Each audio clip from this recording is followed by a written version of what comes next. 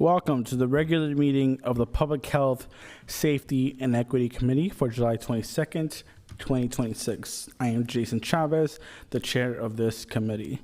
Before we begin the meeting, I want to offer a friendly reminder to all members, staff, and the public that these meetings are broadcast live to enable greater public participation. These broadcasts include real-time captioning as a further method to increase the accessibility of our proceedings to the community. Therefore, all speakers need to be mindful of the rate of their speech so that our captioners can fully capture and transcribe all comments for the broadcast. We ask all speakers to moderate the speed and clarity of their comments. I also want to talk about this weekend. Our city was shaken by two separate mass shootings in South Minneapolis, one outside of Rain Event Center in Uptown Ward 10 that left 9 people injured, and another on Nicollet Avenue in Ward 6 that took the life of a 28-year-old person and wounded 4 others. Additionally, on Sunday night, 2 houses were struck by gunfire in Powderhorn Park. On Monday, near 12th Avenue in Oliver North in Ward 5, someone was shot and suffered non-life-threatening injuries. On Monday night, additionally, another shooting happened on Nicollet Avenue in Ward 6, again near the mass shooting where someone suffered non-life-threatening gunshot wounds. And once again, yesterday, another shooting occurred in the same area. My heart is with the victims, their families, and everyone across our city who was impacted by gun violence in Minneapolis. In today's committee, we will also be hearing about the city's non-fatal shooting task force that was funded by the city council as a way to address gun violence, and our Office of Community Safety quarterly reports. It will be important for the public and for us as elected officials as a body to look at these reports and work to address the missing gaps, including the plans for MPD, improving cross-jurisdictional coordination, deploying violence interrupters in areas impacted by gun violence, including outside their usual zones, when and where the violence shows up, not just where it's been before, investing in third spaces for our youth so our kids and teens have somewhere to go and something to belong to that isn't the street. I think about our spaces being open late at night for sports, summer and youth employment funding, streetlight vacant lot remediation to address concerns in our neighborhoods, business and nighttime district safety planning that is really important, and rapid response community funding, a mechanism to get funds to affected neighborhoods and blocks that are impacted by these incidents. At this time, I will ask the clerk to call a roll so we can verify a quorum for this meeting. Councilmember Payne. Present. Wansley. Present. Rainville. Present. Vita. Present. Whiting. Present. Vice Chair Stevenson is absent. Chair Chavez. Present. That is 6 members present. Let the record reflect that we have a quorum. I'll remind my colleagues that we'll be using speaker management today, so please make sure that you're signed in. Today, we will begin with our consent agenda. After our consent agenda, we will move on to the public hearing. If you would like to speak during the public hearing and have not signed up to speak, please see the clerk so that you may register to speak before the council. On our consent agenda, item number 2 authorizes a contract with Hennepin Technical College for the police cadet program. Item 3 authorizes contract amendment with GovWorks, Inc. to provide quality assurance software for 911. Item 4 authorizes a contract amendment with the Center for Multicultural Mediation for Community Trauma Response Services. Item 5 authorizes a contract amendment with the Mother's Love Initiative for Community Trauma Response Services. Item 6 accepts a grant for the Minnesota Department of Health to provide family home visiting services and authorizes an agreement with the state of Minnesota for the grant. Item 7 approves the legislative directive related to neighborhood safety contract management audits. Colleagues, is there any discussion or are there any items that anybody would like to pull for further discussion? Councilmember Wansley. Thank you, Chair Chavez. I did want to see if we had representatives from NSD here. I did have a question regarding item number 5, the contract amendment with the Mother's Love. Is anybody here from NSD? Or I also see Commissioner Barnett here too. Commissioner Barnett? Yeah. So just the questions that I had raised was, I know Director Amanda Harrington earlier this year did mention that she would be sunsetting this program and restructuring it and doing a pilot phase, but we're being asked to extend this contract. So I just wanted to get a little bit more information about what's the restructuring process looking like for this program and a timeline on when you believe that restructuring will be fully fleshed out. Oh, your mic. Chavez. Oh, thank you. Councilmember Wansley, I don't remember all the details. I know that there's several contracts that expire and that there was, I believe, some funds left over to extend this contract. If you don't mind waiting for the quarterly report when Amanda Harrington will be here, I think she can answer that question for you. Okay, and I'll also note it for staff follow-up as well. All right, we'll get staff follow-up on that. I'll move approval of all these items. And seeing no one else on queue on that motion, all those in favor say aye. Aye. Those opposed say nay. Any abstention? That carries. Next, we're going to take up our public hearing, which is consideration of the mayor's nomination of Dr. Freeman to the appointed position of fire chief. Anyone who signed up for this item will be given 2 minutes each to testify. For everyone in attendance, and especially those who may participate in our hearings or comment period, let me offer this notice. These hearings are being recorded and broadcast. Both the recording and the broadcast are classified as public data under the Minnesota Government Practices Act. By attending and participating in these proceedings, your image and any testimony or information that you provide will be also subject to disclosure under that law. That includes but is not limited to your attendance, your name, and other personal details you provide, as well as any testimony or comments you provide, which includes any written submissions you make, which are included in the record of this meeting. To introduce the mayor's nomination for fire chief, we have been joined by Commissioner Barnett, who I'll now invite to speak on this nomination. Thank you, and good afternoon. Thank you, Chair Chavez and members of the City Council, and also members of the Minneapolis community that are present here today. It is my privilege and honor to be before you today to present Mayor Frye's nominee for Chief of Minneapolis Fire Department, Dr. Reginald Freeman. When searching for the next leader of our fire department, the objective was clear. We wanted a forward-thinking, battle-tested administrator who understands modern emergency response, prioritizes the health and safety of our firefighters, and builds genuine trust relationships with every neighborhood in our city. In Dr. Freeman, we found that leader. A distinguished career defined by public service and many years of extraordinary executive leadership in fire and emergency management. He has served as a fire chief in Oakland, California, in Hartford, Connecticut, as well as a fire chief for Lockheed Martin. He brings deep expertise in managing complex, high-stakes municipal operations. What truly has set Dr. Freeman apart is his vision for a modern, community-centered public safety approach. He has continuously demonstrated a commitment to firefighters' health and wellness, advocating for cutting-edge physical safety gear, mental health resources, and cancer prevention protocols to protect those who protect us. He has expanded pipeline programs so that the fire department reflects a diverse community, just like the ones we have here in Minneapolis. He has leveraged modern emergency management metrics to optimize response times and resource deployment across fire departments.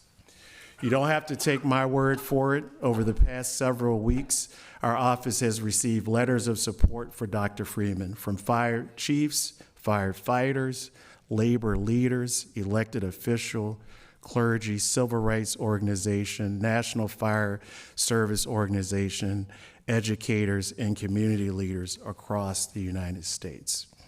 What has struck me is how consistent they describe Dr. Freeman.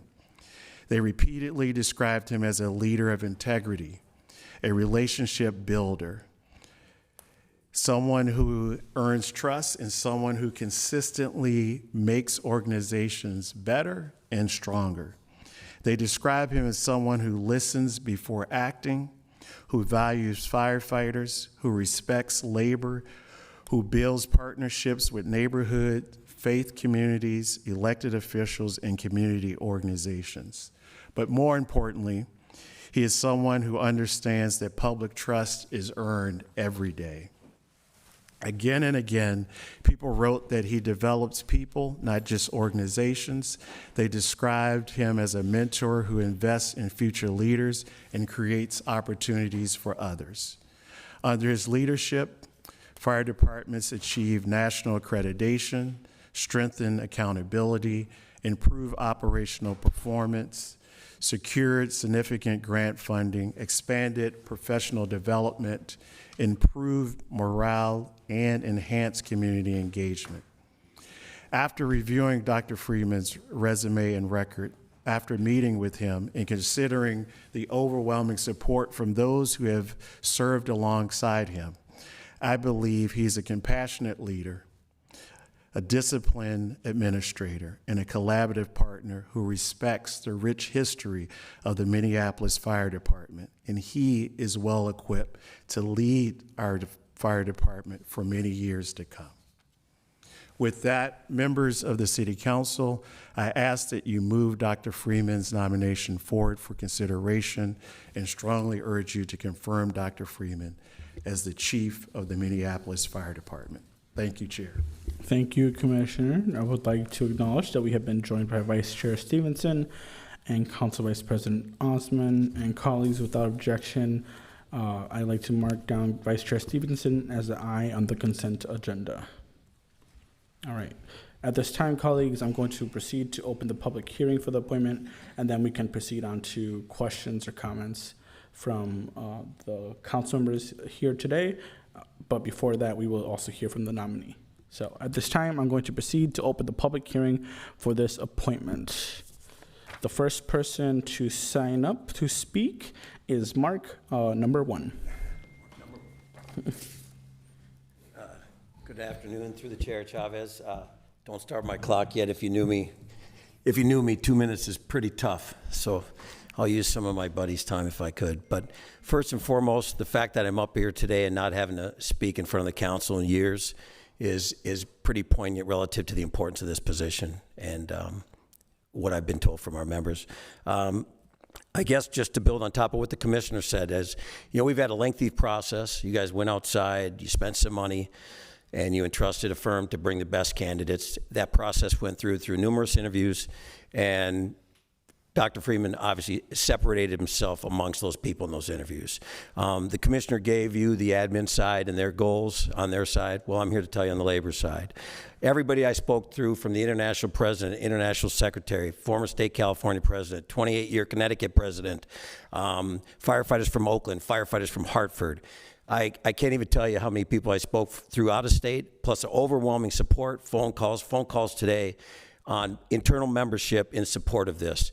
And what's driving this is, I just think we've come to a place where, in short, it's just time for fresh eyes. It's time to bring some people, it's time to bring leadership back to this department. I've been here 26 years. It's time to bring development back. It's time to get firm, fair, consistent. It's time to bring people treated equally on all fronts. It's time to bring opportunity for roles offered to everybody. If there ever was a time, and me being up here, not going internal is huge if you know me. I've sat in on a few interviews. If you didn't know, the doc was the first choice last time, and they chose to stay internal. If you guys were, I'm sure you all read the resume, but if you wrote the script, if you guys can find anybody on paper more qualified in the country, because I've looked, in the country, PhD, NFPA member, multiple fire departments, author for the National Fire Academy for the curriculum on DEI, that obviously got the first class. Trump took care of that program. Thank Please you. let me know if you can find a better candidate. Thank you, Mark. Wow, that was it? Yeah, we only get 2 minutes. Full support, And good direction. Thank you, Mark. Thanks. Next up, number 2 will be Joseph. And if you have not signed up to speak and wish to speak, Joseph is the last person to sign up, so please do so with their clerks. Welcome. Thank you, Chair Chavez. Most of you I've met before. My name is Joseph Madison. I'm a retired firefighter, Minneapolis resident. I retired as Deputy Chief of Training. I was part of the TMT for 4 years. I was part of the Labor Management Committee for close to 20. I have a lot of experience with what we've been through and where we need to go. I'm excited that we're going to another direction. I've been in those rooms. I've seen everything being retread over and over for many, many years. I think it's time for Minneapolis to have a new voice from the outside.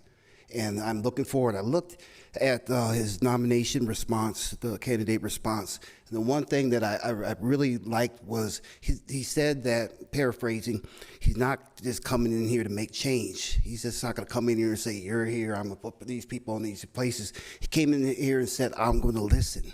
And I thought that was great. The firefighter stuff I won't bore you with, but he does have the credentials. But I would really like for us to move forward. Last time we went through a nomination process, it went on for months and months and months. We got behind, and Brian ended up having maybe 3 years where he could have had 4. I don't want us to go through this again. I want us to get going, get Dr. Freeman out there working so we can move forward and bring back morale to this fire department. Thank you very much for your time. Thank you. I'm going to ask the public 3 times if you wish to testify or sign up.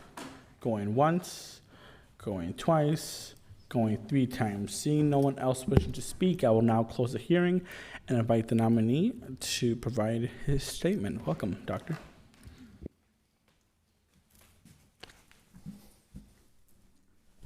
Thank you so much. Chair, members of the committee, members of City Council, Mayor Fry, firefighters of the Minneapolis Fire Department, distinguished guests, and the residents and community members of Minneapolis. Good afternoon. Thank you for the opportunity to appear before you today. I am deeply honored to be considered for confirmation as the next fire chief for the Minneapolis Fire Department. I want to begin by expressing my sincere gratitude to Mayor Fry for his confidence in me, to the City Council for your thoughtful consideration, and to the dedicated members of the Minneapolis Fire Department whose unwavering commitment to protecting this great city has earned the respect of communities across our great nation. I also want to thank Interim Chief Rucker, who stepped up to lead the department while the city searched for a permanent chief. Today is not simply about confirming a fire chief. It is about affirming a shared commitment to public service, to excellence, to accountability, and most importantly, to the people who call Minneapolis home. Now, throughout my entire career, I have had the extraordinary privilege of leading firefighters and emergency responders in communities facing complex challenges.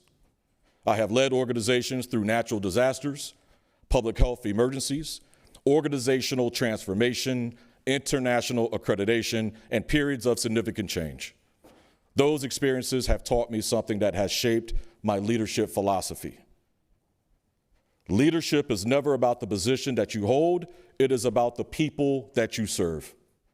If confirmed, I will approach this role first as a servant, serving the firefighters who risk their lives every day, serving our civilian team members whose work strengthens this department, serving our elected officials entrusted by the public, and above all, serving every resident and community member, including our visitors and businesses in Minneapolis. My vision for the Minneapolis Fire Department is straightforward and very intentional. I want us to become the nation's benchmark for Metropolitan Fire Service excellence, not simply because of what we accomplish operationally, but because of how we accomplish it. A department where firefighters know they are valued, developed, and empowered. A department where leadership is visible, approachable, and accountable. A department that embraces innovation while honoring its proud, historic traditions. A department where diversity is recognized as one of our greatest strengths because our workforce should understand and reflect the communities that we proudly serve on a daily basis. A department that builds trust before the emergency happens through meaningful relationships with neighborhoods, communities, businesses, schools, faith leaders, and community organizations. And a department that never stops asking how we can improve tomorrow beyond what we achieved today. None of these imperatives are easy. However, my prior success with infusing these intentional relationships has been orchestrated by consistent and steadfast collaboration with both internal and external stakeholders. There is a stark difference between fire stations and firehouses. Now, fire stations, they have equipment, they have tools, and people there to do a job. Firehouses, on the other hand, they have dedicated professionals who care about one another and respect the neighborhood and city that they serve. They are an integral part of the community, contributing to the vitality and quality of life for all. As the City of Minneapolis Fire Chief, I will lead our department in adopting this firehouse approach. We will not just support the community, we will be part of it. Public safety has evolved dramatically. Today's fire chief must be more than an incident commander. Throughout my career, I have adapted my leadership to reflect the specific needs of the fire departments and communities that I serve, while incorporating a modern and inclusive approach. Furthermore, I have learned that today's fire chief must also be a strategist, along with a collaborator, a fiscal steward, a mentor, a listener, a problem solver, and last but not least, a trusted partner. Someone capable of leading through complexity while never losing sight of the humanity behind every single decision. This is who I am. I am passionate about serving and being of service, but most importantly, I am someone who makes a difference. If confirmed, my priorities will be clear. Protect our firefighters by making safety, wellness, and professional development foundational, not optional. Strengthen operational readiness through training, technology, data-informed decision-making, and continuous improvement. Build relationships rooted in transparency, trust, and mutual respect with labor, elected officials, neighboring agencies, and every community that we serve. Develop future leaders who will leave this department stronger than they found it, and ensure every decision reflects responsible stewardship of taxpayer resources while delivering exceptional emergency services. Now, I recognize that Minneapolis has experienced moments that have challenged public confidence in institutions. Those moments also present extraordinary opportunities. Opportunities to listen more than we speak, to engage before problems emerge, to lead with empathy, to earn trust through consistent action, and to demonstrate every single day that public service remains one of the noblest professions. Trust is not built through speeches. It is built through presence, through integrity, through accountability, through keeping promises. If given the privilege of serving as your fire chief, I intend to earn that trust every single day. To the firefighters of Minneapolis, know this: I believe in you, I will advocate for you, I will challenge you to pursue excellence, I will expect professionalism, accountability, and compassion because our community deserves nothing less. And I will always remember that leadership is not about asking others to do what we are unwilling to do ourselves. To the residents and community members of Minneapolis, you deserve a fire department that is prepared before the emergency, exceptional during the emergency, and engaged long after the emergency has ended. You deserve leaders who listen, who are visible, who are accountable, who understand that every interaction is an opportunity to strengthen public trust. I promise to lead with integrity, with humility, and with courage, and with an unwavering commitment to this great city. Finally, I would like to thank my wife, Erin, and our daughters, Harmony and Joy, for their constant encouragement and sacrifices throughout my entire career. Their love, their support have made this journey possible, and I am grateful to have them in my life. Members of the committee, I understand the significance of this responsibility. I do not view this opportunity as the culmination of my career. I view it as the beginning of my most important chapter of public service. Should you entrust me with this responsibility, I pledge to devote my experience, my energy, and my heart to ensuring that the Minneapolis Fire Department continues to protect lives, strengthen communities, and serve as a model of excellence for generations to come. Thank you for your time, your consideration, and your commitment to the people of Minneapolis. I yield and welcome any questions. Thank you, Dr. Freeman. I'm now going to open up any questions or discussion from committee members, and we'll start off with Councilmember Vita. Thank you, Chair Chavez. Thank you so much, Dr. Freeman. You know, you and I met on Friday, and I told you that sometimes I'm a little delayed in processing. We had a couple-hour conversation. A lot of questions came out of not only the discussion I had with you, but I also talked to you about reaching out to some of the folks who participated in your interview process, and you sent, I think, maybe 20 letters of reference and some other things. So I have a lot of questions, Dr. Freeman, so buckle up. And I warned the chair in advance that I was gonna have a lot of questions. My first question, though, is, I think one of the parts of the conversation we talked about, for me, was just like, why Minneapolis? And so my first question is that you shared that you've been a change agent, and that I want to know, what do you see that in the Minneapolis Fire Department? Like, what are you going to change, or what do you think needs to happen in the Minneapolis Fire Department? Yes, Madam Councilmember, thank you so much for that question. And my previous roles specifically went to Hartford to fix issues, specifically went to Oakland to fix issues. I'm not coming to Minneapolis to fix any specific issues. I'm beyond that in my career. I see Minneapolis as a beautiful, diverse community with an exceptional fire department, which I hope to have the opportunity and the pleasure to lead. Okay, so you don't see change. I'm trying to get to, like, what do you think needs to be changed, or what is there that you need to change, and how are you going to do that, and like, what does implementation look like?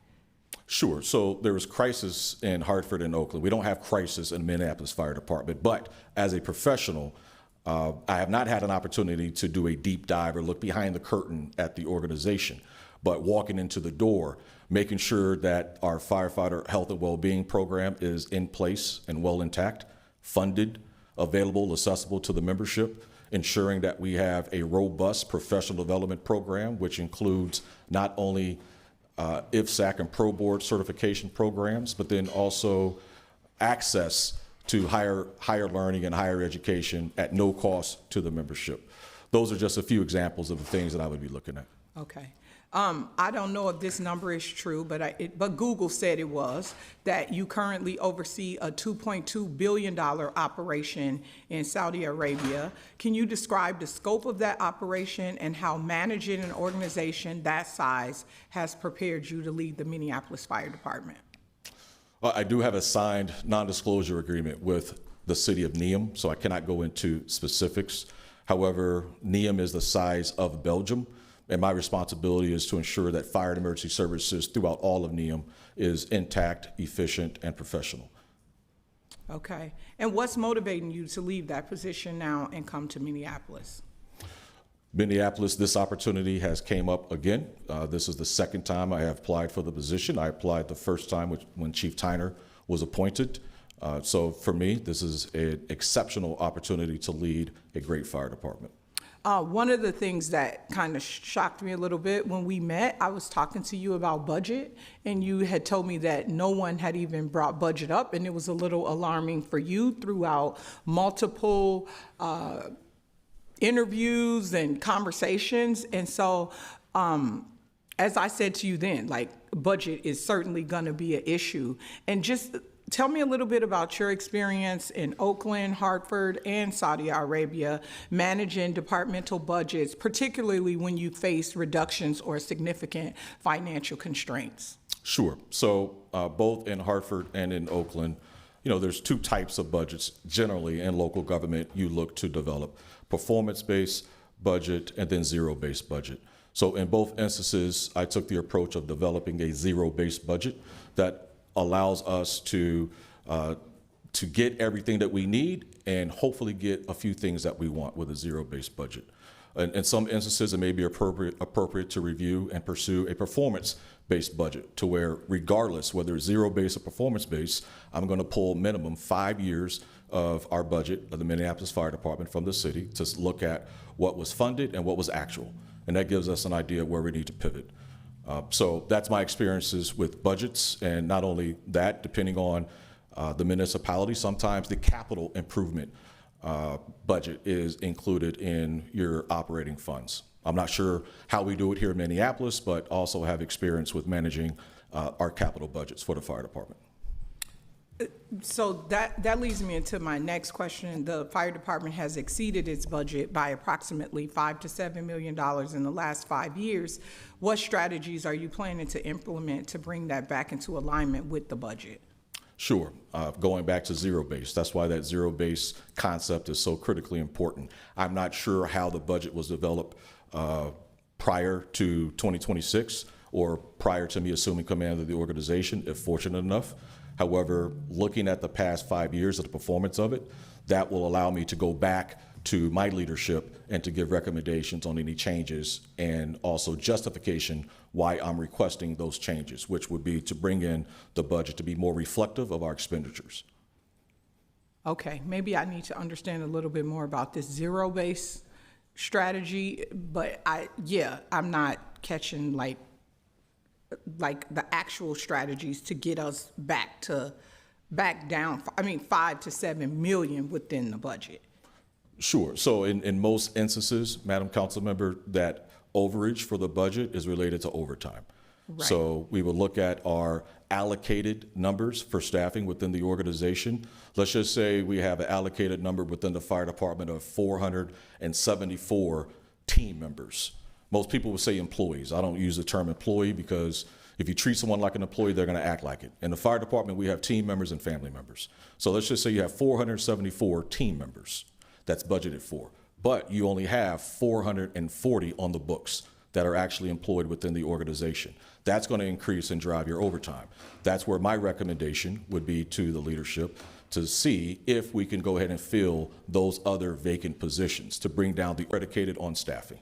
So my job would be to come in, look at the staffing on the personnel side, on the non-personnel, see if we've gone over budget on non-personnel, make the immediate corrective actions to ensure that doesn't happen again. Okay, I think I'm gonna have some more questions about that, but I'll just get to the next one. Okay.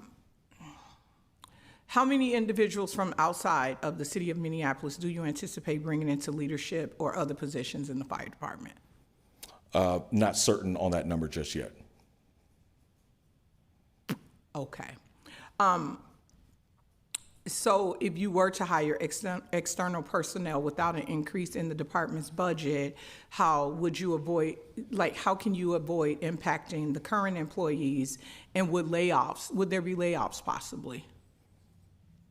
Layoffs if I were to bring external team members in? Right. No, I wouldn't do that. No, ma'am. Okay, because you told me you were bringing in external. Possibly. That could have changed. Right, I told you possibly I would be. You asked how many people if I would bring in that I would be considering, and I believe I said 2. At least 2, right. Mm-hmm. Okay.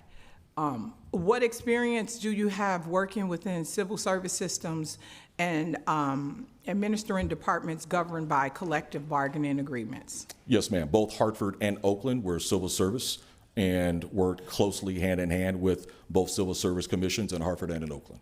Okay, so you're familiar with the policies and practices, especially in hiring and who has to stay and Absolutely. Okay. And for leadership transitions, can you create transitions can create uncertainty within organizations. This is something we talked about too. How would you build trust across the department, and what steps would you take to ensure personnel are treated fairly regardless of whether they supported your candidacy or not? Sure. My oath of office always dictates my actions. I never violate my oath of office. Being a public servant means that you have to put your personal feelings aside. And for my 25-year career, roughly 20 serving as a fire chief, my oath has always superseded anything that I've done in regards to actions as a sworn member of society. So treating people with dignity and respect is the expectation, not the exception. Going back to your original question, I have made it my duty as the fire chief, as the new fire chief, whether it be Hartford or Oakland, to visit with all of our members on all 3 shifts. And in Hartford, it was 4 shifts. We had 24/72 schedule. to visit all the firefighters and all shifts in the firehouses. And no matter how long it takes me to accomplish that goal, I do that because it's important for them to see me in person, important for me to talk about expectations that I have of them, but most importantly, to hear what expectations they have of me. And that's why I do that. I also created something called Chiefs Memorandums. They're numbered memorandums, so not necessarily something informal enough to be sent by email, but something that is coming directly from me that I want all members of the organization to have. So I'll draft the email, number it, and send that out to the entire department. Those are just examples of the communications that I would implement in the past, that I've done before in the past, and what I would do if appointed as a fire chief here in Minneapolis. Dr. Freeman, I really do appreciate this answer today because you certainly we had a different conversation about some very specific things on Friday that were extremely alarming to me. And so I don't know what's happened between now and Friday, but there's just a completely different tone about the current personnel and how folks should be treated as personnel, or like your approach to, who's in the fire department right now. I'm getting to the end of my questions. The Behavioral Crisis Response Team is currently housed within the fire department. What is your vision for that program, and how do you see it fitting into the department's mission going forward? We had an identical program in Oakland. It was called MACRO, Mobile Assistance Community Response Organizers, and we based this program off of the CAHOOTS program in Oregon. It started off as a pilot program, which was funded with $10 million of federal money. After 12 months after the pilot, we brought it in-house underneath the fire department, still civilian personnel that were members of this team, but we manage it within Oakland Fire. So have that experience, very much believe in every aspect of this program and its importance to the city. And my last question, in our conversation, completely, I don't even know where this came from, but you started talking to me about the police chief salary and how there was a difference, $100,000 gap in the police chief salary versus the Minneapolis fire chief salary. And I looked right at you and said, do you think the police chief should make $100,000 less? Because I can't see how the budget crisis we're in, how your salary would go up, and especially because we just did a salary change for the fire chief. So I'm just wondering, what are your expectations for your salary as the fire chief? Exactly what's been offered to me. I'm totally fine with the salary that has been proposed. I thought you and I were having a lighthearted conversation. I said that in jest in regards to the salary. It's a non-issue as far as what the police chief makes versus what I make. What I was offered and what I have accepted is 100% fine with me, Madam Councilmember. I don't think that, first of all, that comment there was nothing lighthearted when that conversation was starting to happen about the salary, and you brought it up and said specifically that you've never seen anything like this before. So that observation is way off of what was happening in that meeting. I wouldn't have never even thought about the police chief salary, and I don't think that was a moment of joking or lightheartedness or anything in that conversation. I was still trying to figure out why that even came up at all, because we weren't talking about salary. And so I'm sorry that was your interpretation of it. It really felt like, to me as a council member who just voted for this salary to be adjusted, that you really thought we were underpaying a fire chief and was fishing to see if there was a possibility for the salary to change, or also to let me know that it's something that you are going to be working towards. And as I said there, and I'll say here on the dais, that's not something I'm looking forward to do. So I'm happy to hear that you're satisfied with the salary that if you receive this job, you'll be getting. May I respond to that? By all Yeah, so means. if I were to pursue a salary change, I would go to my supervisors. I would not come to any council member and talk to them about my salary. The salary that was proposed, I've accepted gladly, and it's a non-issue for me. Next up, we have Vice Chair Stevenson. Thank you, Chair. Thank you for coming here, Doctor. We had a great conversation the other day, asked a lot of questions of you, perhaps too many. And yeah, there were some things about your answers and about your past that I thought was really impressive. I really like what you've said about working with the mental health response in Oakland. I really appreciated what you said about moving to Hartford to address behavioral issues in the department there. And then there were other things that gave me a little bit of yellow flags, let's say, not red flags. But something that's come up in the media that I just wanted to hear directly from you is there's been a lawsuit against Hartford around sexual harassment in the fire department. Not about you, you're not implicated, but in the department that you were the head of. And I just want to hear from you about that. What's going on with that? What did you know? Can you tell me about this situation? Thank you for the question, Mr. Councilmember. And I believe the lawsuit was about maybe gender discrimination. I have not read that lawsuit in detail because I was not involved in the lawsuit. And that is my official statement to you and the residents of the city of Minneapolis. Even in the article that ran in the news, it said I was not named. A department that's the size of 400 people, everyone's not going to be perfect. What you rely on is that people in positions of authority do the right thing. And one thing I can assure this committee, the council, as well as the residents, as well as the members of the Minneapolis Fire Department, there's absolutely never been an issue that's been brought to my attention that I did not quickly and swiftly act on. I assumed command of Hartford Fire Department because there are a number of behavioral issues, violation of city policy and violation of department policy. In the 5 to 6 years that I served as fire chief, emergency management director, and then 2 years also interim director of public works, working 3 jobs, department head jobs for the city of Hartford, I suspended and/or fired, terminated more firefighters in my tenure than the prior 3 chiefs before me had done during their time as fire chief. I am known as someone who brings structure, organization, and discipline to an organization. I would never not act on anything that's brought to my attention. And I appreciate the opportunity to speak publicly about this because there is this interpretation that I was culpable in some shape, form, or fashion because this lawsuit was filed, I think, a year after I had left and assumed command of Oakland Fire Department. But rest assured, again, I was not named.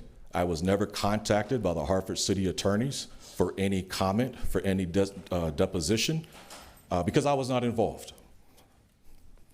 That's good to hear. I wasn't trying to insinuate that you were involved, just to be clear. Yes, sir. And I wasn't, and I apologize if it came across that way. I'm just saying in general, Yeah. just for the average person in the public, or even a Minneapolis firefighter or any council member that may, have a question if I was involved. Yeah, the reason I bring this up is because Minneapolis is not immune from gender discrimination nor racism. And so this is something that you may be confronted with in your time here, and that's entirely unacceptable. Sure, and absolutely. We want nothing to do with it. And we want a chief who's going to act promptly to make sure that women, people of color, are protected in our fire department and across the whole city. 100%. Yes, sir. I asked you in our private meeting about street designs. This is something that I think Minneapolis does differently than most other cities in the country, and I wanted to impress upon you that. So you will be asked very frequently about your thoughts on street designs. It's part of the process, which we talked about. And here in Minneapolis, we build a lot of bicycle infrastructure, and that's very important to people around the city.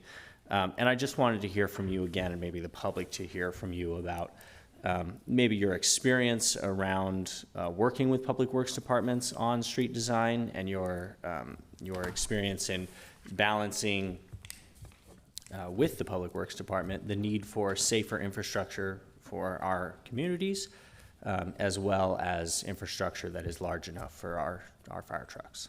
No, absolutely. And both in Hartford and in Oakland, I work closely with, in Hartford, it was Public Works. In Oakland, we had a Department of Transportation that was responsible for the roadways. And we also had nonprofit organizations that we work with hand in hand in regards to bicycle lanes and other pedestrian ways.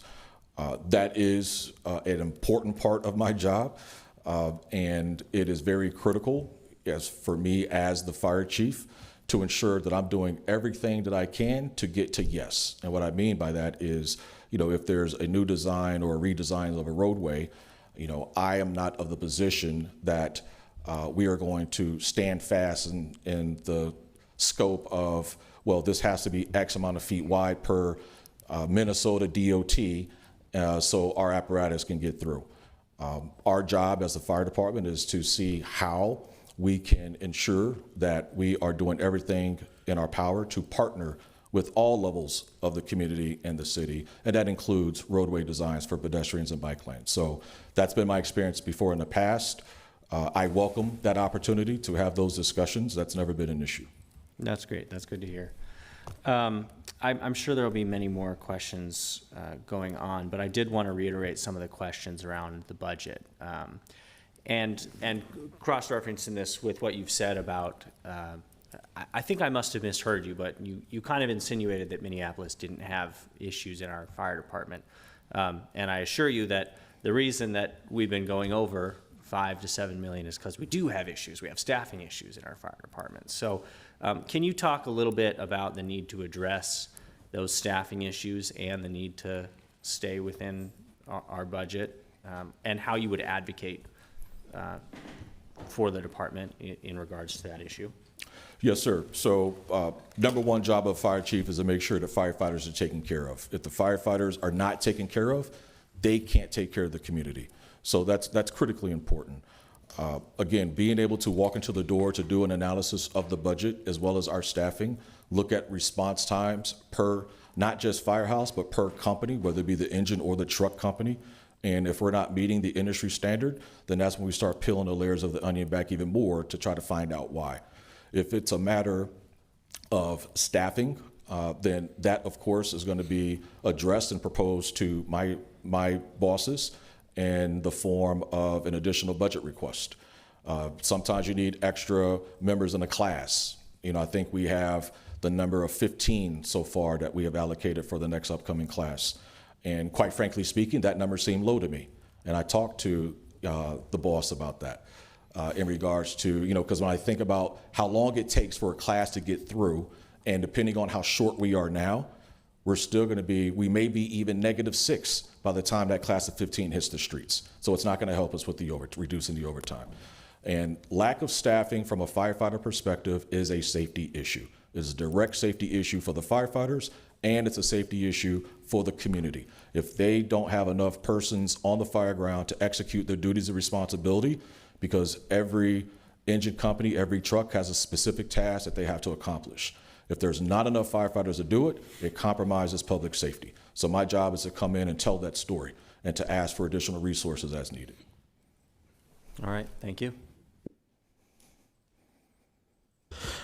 All right, I put myself next on queue. Welcome, Dr. Freeman. Thanks for being here today. I had more questions about maybe some of your plans, or also maybe some of the work that you've done when it comes to the recruitment of women firefighters and hiring people of color into the workforce. You want to hear that some of the issues we're struggling with in the Minneapolis Fire Department, which is not enough women firefighters, maybe more support needed for women firefighters and the employees that we have, and also the recruitment efforts when it comes to not just recruitment of firefighters, but also particular areas that need to grow, in my opinion. Yes, sir. Thank you. My career started in Mississippi, and I was on the receiving end of a lot of actions that I should not have been privy to as the first and the only African-American firefighter in that organization. So for me, having an inclusive organization is personal for me. Having one that's reflective of the community is very personal. So in Hartford, I had the opportunity to hire roughly 135 firefighters. Out of the 130 firefighters, 96 were either Black or Latino. And in Oakland, We partnered with all of our equity groups. So we had the Black Firefighters Association, we had the National Association of Hispanic Firefighters, and we also had our Women's Firefighter Group that we worked hand in hand with addressing department issues. I was a founding member in Oakland of the Oakland Women and Non-Binary Firefighters Group. Oakland's nickname in California, especially Northern California, is the town. San Francisco's nickname is the city, but Oakland is the town. So the Oakland Women Non-Binary Firefighters, the town firefighters, is something that I was co-founder of, and very, very proud of what we've done since its inception. We have not only participated and assisted other girls' camps throughout Northern California, but we had our first girls' fire camp in Oakland under my leadership, to where the mayor came and other city council members came to show their support. There is a letter from Candace Koshman, who is actually still the president of the Town Firefighters Association, who speaks more in detail as far as my involvement and my contributions to ensuring that women and non-binary members of the community have an opportunity to wear the uniform. So from Hartford to Oakland, I have a track record of ensuring that not only the department is reflective of the community, but there is equal opportunity and accessibility for anyone who wants to wear the uniform. Thank you, Dr. Freeman. So before I pass it on to Councilmember Whiting, I know that there's a lot of conversations that folks are bringing up on the dais, so I'll just move this forward without recommendation. And what that means for you is the full council will have a final debate on this nomination on Thursday next week, if I can get a second. Councilmember Whiting. Thank you, Chair Chavez, and thank you, Dr. Freeman. I have a few questions, but I also want to note, right, the way I kind of take these appointments, I am not a firefighter. I don't perform to be one. This is not an area of expertise that I do have, and so when these kind of appointments come across my desk, I look at those who this is their profession, who have spent their entire career in this area and have had conversations at length with our union representatives. And over the last, I think what we are close to 7 months now for our new folks, I don't think there has been union representatives that have spoke stronger of their appointee than Local 82. And so I think that is a high mark of trust from a group of individuals that are just here, right, just meeting you in this version of this process. And so that speaks volumes to me about your credentials and your ability to come in and keep this department to a level of a standard that is deserving of a city like Minneapolis. And so I am fully appreciative of your support here for the city of Minneapolis, and I'm looking forward to hopefully, if you are confirmed, leading this department and serving the city.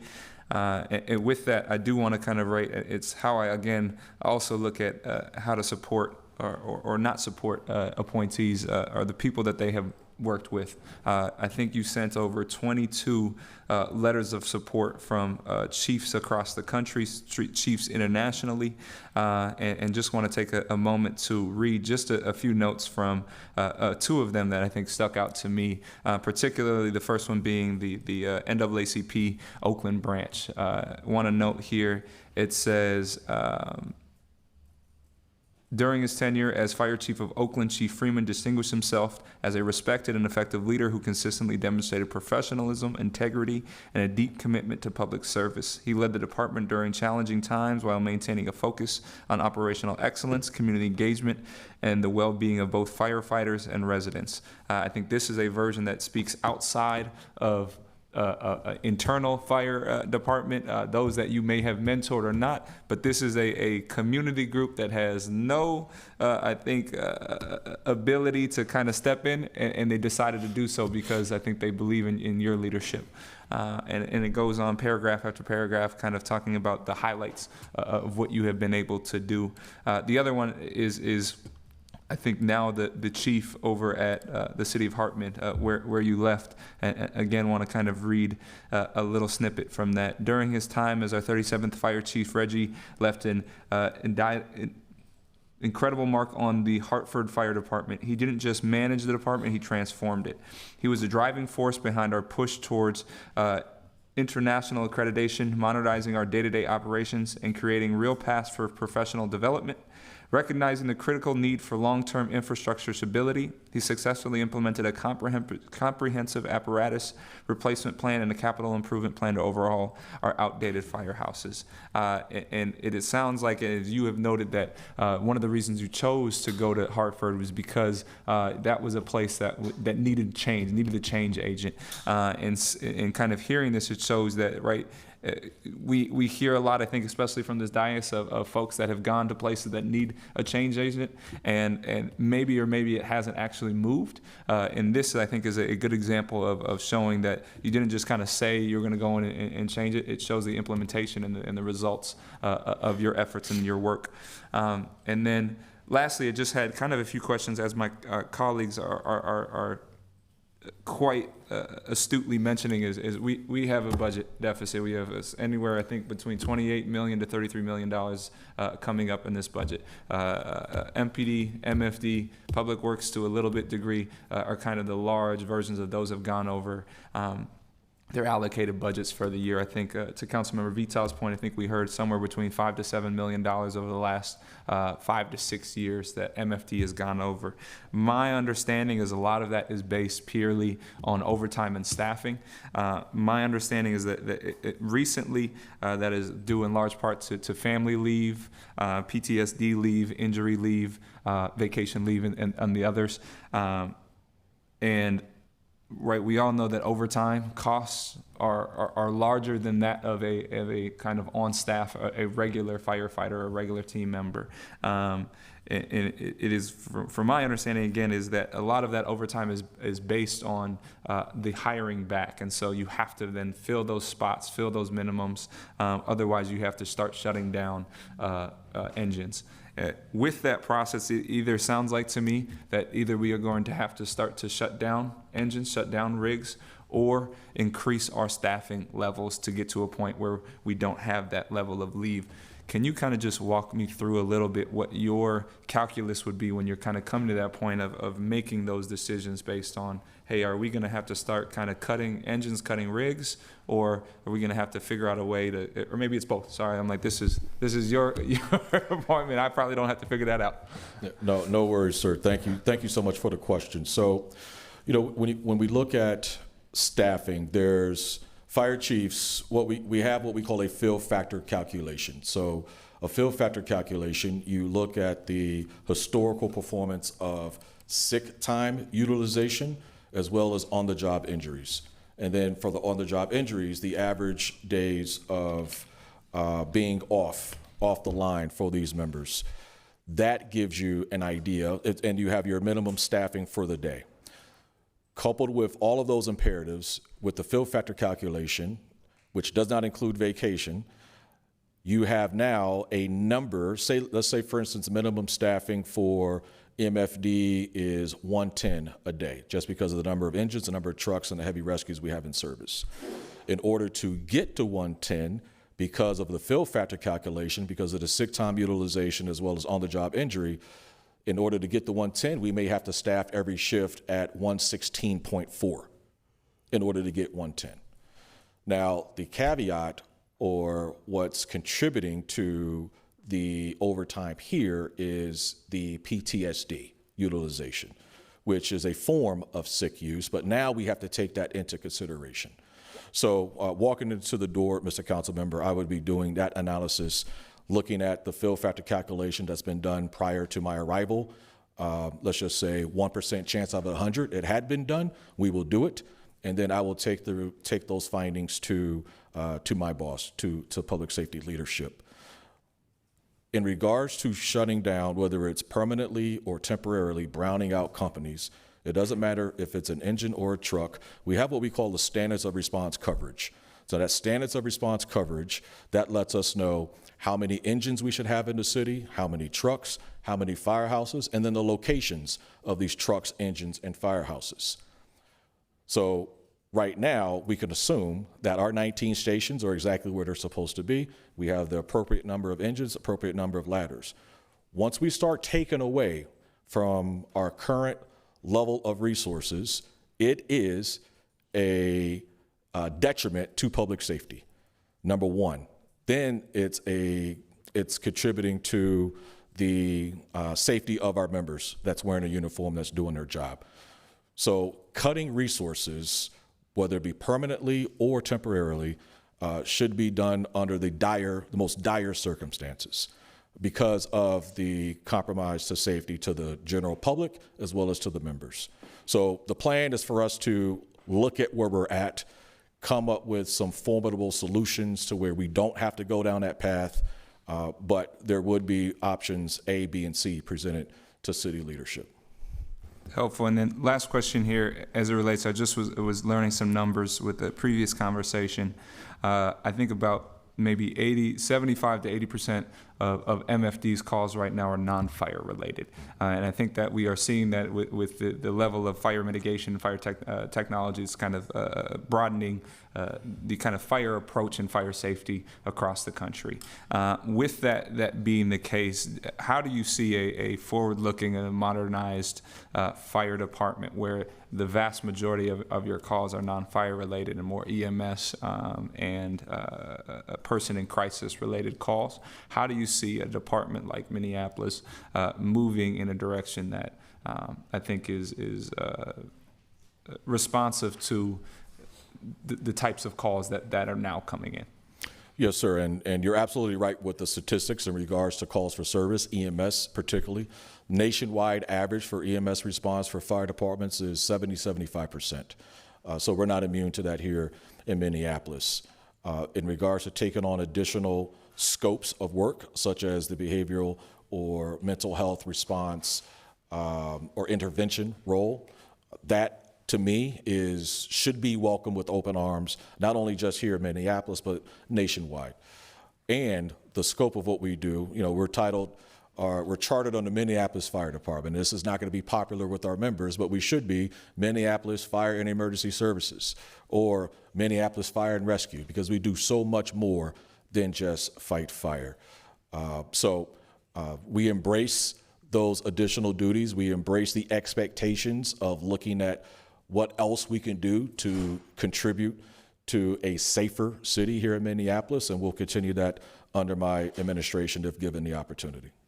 Thank you. And the last thing, if you need some space in your budget, you can feel free to cut my brother-in-law from a few rigs. So put that one on. Thank you. Roger that.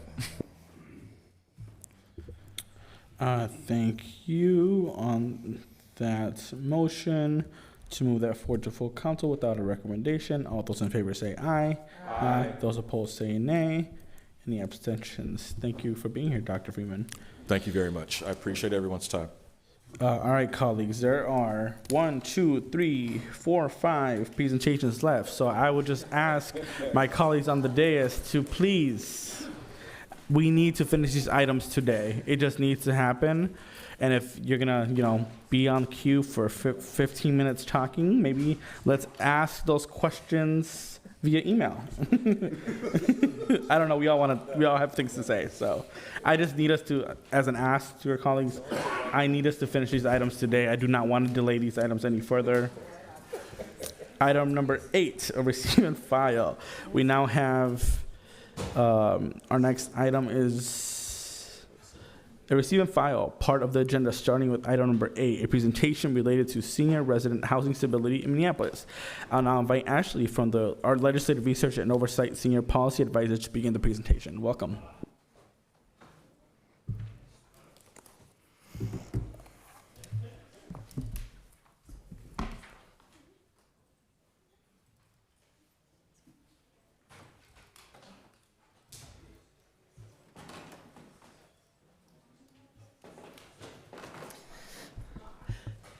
Good afternoon, Chair Chavez and members of the committee. My name is Ashley Juk, and I'm from Legislative Research and Oversight, and I'm here today to present on senior resident housing stability and co-housing options. The staff direction requested a landscape analysis of the state of housing for senior residents in Minneapolis and policies and programs from other cities that have increased senior housing and cooperative and co-housing models. Just a little background, housing supply across the United States faces severe shortages and challenges, including affordable, accessible, and age-friendly housing for seniors. While traditional senior housing will play a role in fulfilling this need, expanding housing options and modifying existing housing will be necessary as well. Already in 2017, you can see on the map there, in many metro areas across the country, more than a third of older, aged 65 plus households were cost burdened.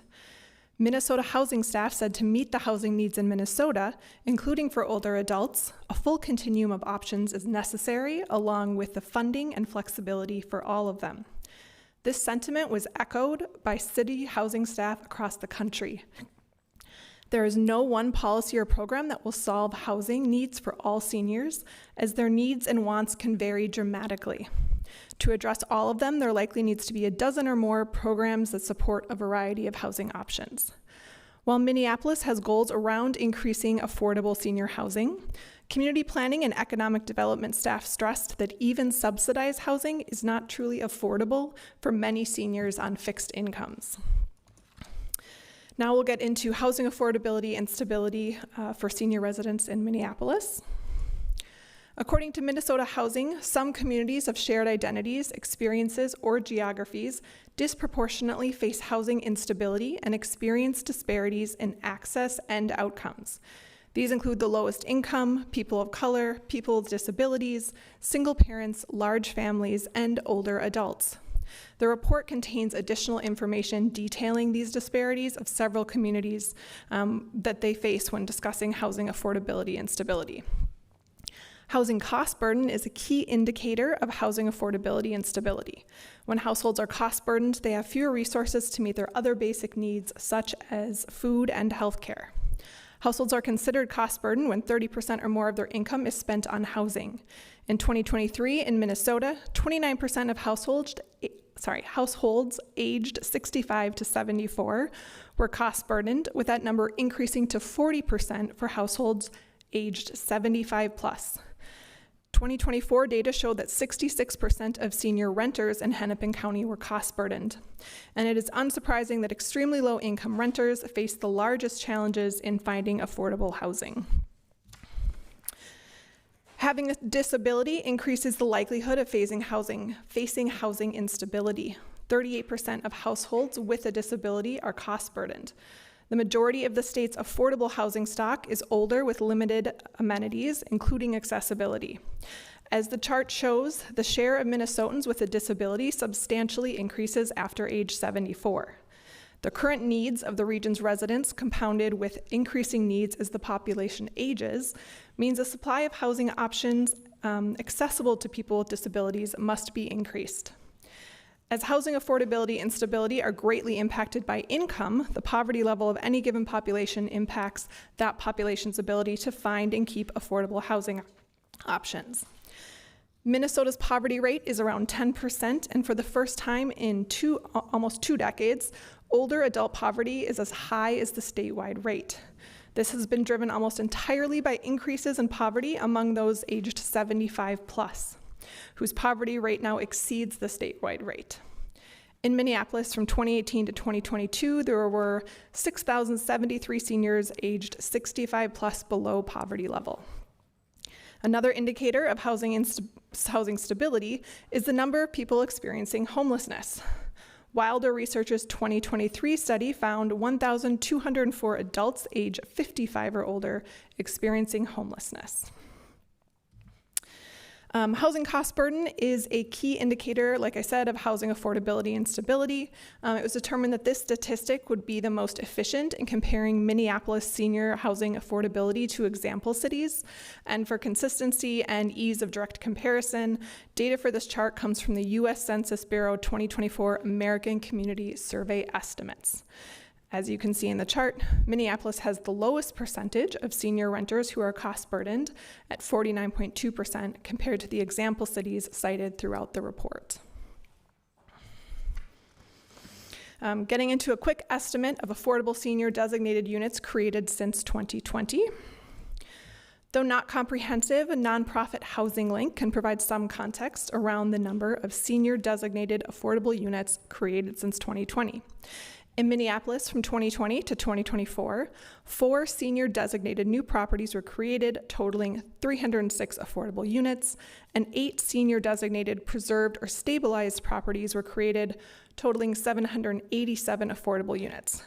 How affordable they are is what is shown in the chart there.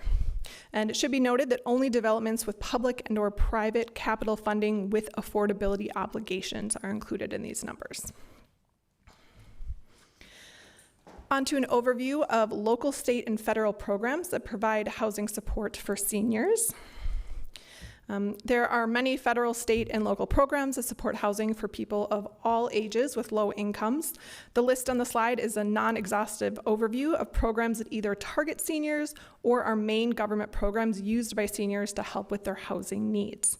It's also really important to note that according to Penn's Leonard Davis Institute of Health and Economics, the One Big Beautiful Bill Act is projected to cut Medicaid benefits by more than $1 trillion. Though not directly tied to senior housing, Medicaid is the primary payer for long-term services for older adults and people with disabilities, including nursing home and in-home care.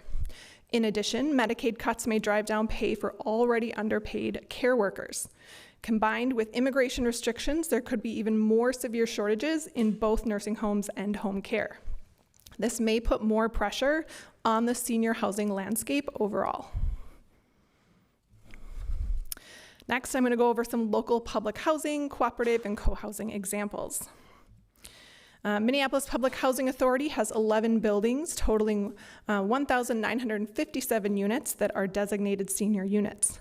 Senior designated high-rises are reserved for those aged 50 plus, with priority given to those aged 62 plus. MPHA staff said they are usually able to get those 62 or older into their system quite quickly, placing them in a unit within a couple months of application. The availability of senior designated units is much greater than any other type of MPHA unit. Over the last few years, senior units have not generally had a waiting list for individuals aged 62 plus. As of April, when I spoke with them, there was currently no waiting list for applicants aged 62 plus. But for individuals aged 50 plus, there was a waiting list of 2,635 applicants. To make sure we're all on the same page, I'm going to provide some quick definitions for cooperative and co-housing models. Housing cooperatives are a housing model where residents collectively own and control the co-op. To join a housing co-op, members purchase a share in the cooperative corporation and obtain the exclusive right to occupy a unit, in addition to decision-making power in the co-op's governance. Housing co-ops are generally set up in one of the several main categories listed on the slide there. Cooperative is the legal, financial, and ownership structure. Cooperatives can be a type of co-housing. Differences come in between the legal structure, such as cooperative, condominiums, single-family homes, etc., and the community structure, co-housing, co-living, such like that. Co-housing is an intentional community that combines private living spaces with shared indoor and outdoor spaces, designed to support connection, collaboration, and an interdependent life. It is not a legal structure, but the concept of residential development where someone owns their own private home or unit and share additional facilities with the goal of a collaborative neighborhood. There are co-housing communities that are co-ops, ones that are condominiums, and some that are single-family homes with a homeowners association. There can also be co-living within co-housing. Co-living is usually shared housing, such as a room in a house. Getting into some local examples, with about 89 senior cooperatives, Minnesota is home to around 60% of senior cooperatives housing in the country. There are currently 2 senior cooperatives in Minneapolis, Beckettwood and Nokomis Square Cooperative. Some senior co-ops are below market rate, and a few may include affordable units. While many of them have been around for decades, creating and constructing new senior co-ops, especially for the lower to middle income market, would likely require significant outside financial support. In speaking with the cooperatives listed on the slide for this report, along with other cooperative and co-housing experts, many of their suggestions for study support, which you can find listed in the report under each of their respective sections, but broadly they fall into several buckets, and I'm going to cover these in the next section. Speaking, like I said, with Cities for the Report, most city housing staff said focus is primarily on adding affordable housing options for all low to income residents rather than targeting senior housing specifically.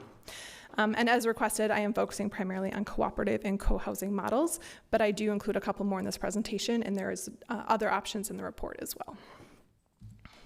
The first bucket I want to talk about is city services. Cities can provide services to encourage and support housing cooperative and co-housing models. This could include, for example, streamlining the permitting and approval processes for senior-specific housing projects or providing technical assistance for housing cooperatives, for example, governance and self-management training, resident education, those sorts of things. Many cooperative and co-housing individuals in the Twin Cities and around the country interviewed for this report emphasized how beneficial city-provided education and technical assistance would be in supporting these housing models. One example program, Boston, provides technical assistance for housing cooperatives through a contracted provider for 20 hours a week who supports at least 500 units of housing across 5 to 10 cooperatives. The second bucket is dedicated funding and financing. Cities can provide subsidies or grants for home modification, accessory dwelling units, or for creation and maintenance of senior cooperatives. They can also offer low and no interest loans, tax breaks, and grants to cover startup costs, renovations, and to help individual low-income households purchase membership shares. The important piece here is that it is targeted and dedicated funding for whatever type of housing model you want to focus on. Additionally, numerous individuals interviewed in this report discuss the importance of ensuring already existing programs can be used for cooperative and co-housing models. For example, allowing individuals to utilize down payment assistance programs to purchase cooperative housing membership shares. The City of Minneapolis's low moderate income homebuyer down payment assistance loan cannot currently be used for buying a housing cooperative membership. Getting into some city examples, Chicago's South Shore Condo Co-op Preservation Program provides grants to existing cooperatives for necessary capital improvement projects, and their Shared Equity Investment Program provides cooperative purchase price assistance and acquisition support. In New York, not surprising, they had many programs. The Affordable Neighborhood Cooperative Program selects qualified developers to rehabilitate distressed city-owned, occupied multifamily properties in order to create affordable cooperatives for low and moderate income households. In addition, the city has more recently started financing and providing tax exemptions for new construction, rehabilitation, and stabilization of Housing Development Fund corporate cooperatives. These HDFC co-ops benefit from reduced real estate taxes in exchange for following income and resale restrictions, among other governance restrictions. And the city's Open Door program funds the new construction of cooperative and condominium buildings affordable for purchase by moderate and middle income households. Like I said, New York has several other programs that are included in the report which support senior housing. And lastly, in 2024, Seattle funded 4 out of 10 units in the Corvidae Cooperative and will also be providing more than $9 million for the upcoming 68-unit ULU. Next, in addition to funding, many individuals interviewed discussed the difficulty in finding and then securing land or existing buildings, especially when competing against large developers. Cities can assist small developers and private citizens to find and secure appropriate properties. Cities can also leverage land they currently own to encourage cooperative and co-housing models by donating the land if certain criteria are met. In Boulder, for example, the city is considering donating a piece of city-owned land to a project in exchange for a certain number of permanently affordable units. They sent an RFP in April to developers and architects to ideally get a co-housing model that includes neuro-inclusive design elements.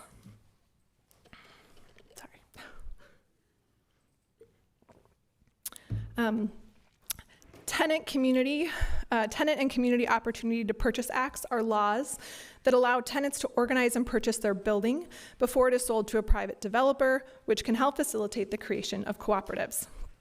Tenants often still, however, need help to secure financing, which can come from community land trusts, nonprofit partners, or government assistance. Over the last couple years, Minneapolis has considered different versions of opportunity to purchase and right of first refusal policies. The most recent version in the Tenant Protections Ordinance was introduced again at the beginning of this council term and was referred to staff on March 3rd.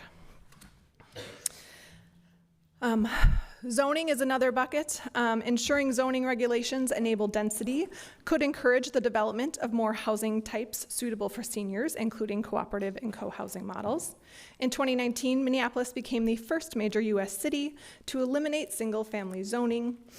Several example cities interviewed for this report said while it's important that zoning allows for denser housing models, they are still waiting to see the impact of those fewer restrictions. CPED staff could not identify any zoning code provisions that would prohibit cooperative or co-housing models in Minneapolis, as evidenced by there being models already existing. They did, however, point out that though many properties were upzoned in the 2040 plan, all applicable building codes and related policies and procedures have not quite caught up in practice. Several local cooperative and co-housing creators, and a couple trying to create one, mentioned the complications of working with building codes that do not quite fit the uniqueness of cooperative and co-housing models. They suggested the city could create building and other applicable codes that are specific to those types of models. Cities can also incentivize or use incentives and or requirements to encourage the private sector to build or preserve senior housing in order to meet your goals. This could include offering incentives to developers if a set number or percentage of units are affordable for seniors in new residential projects, or offer property tax exemptions for senior housing, cooperatives, co-housing, etc. The last program bucket is quite different from the others. It is directly funding senior housing support programs. Several cities in this report have developed and funded programs that help residents safely navigate additional senior housing options. For example, Bellingham, Washington's Home Share Pilot Program connects seniors who wish to rent out a bedroom in their home to vetted individuals and continues to provide support for the duration of the entire rental agreement.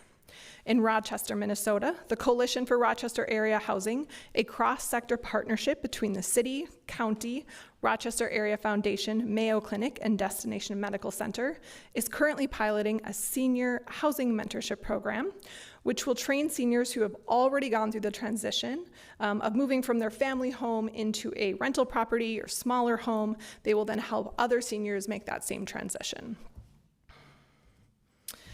Some additional national examples include in Chicago, HOME is a nonprofit organization that fosters independence, joy, and connection for seniors with low incomes by providing intergenerational co-housing and housing support services.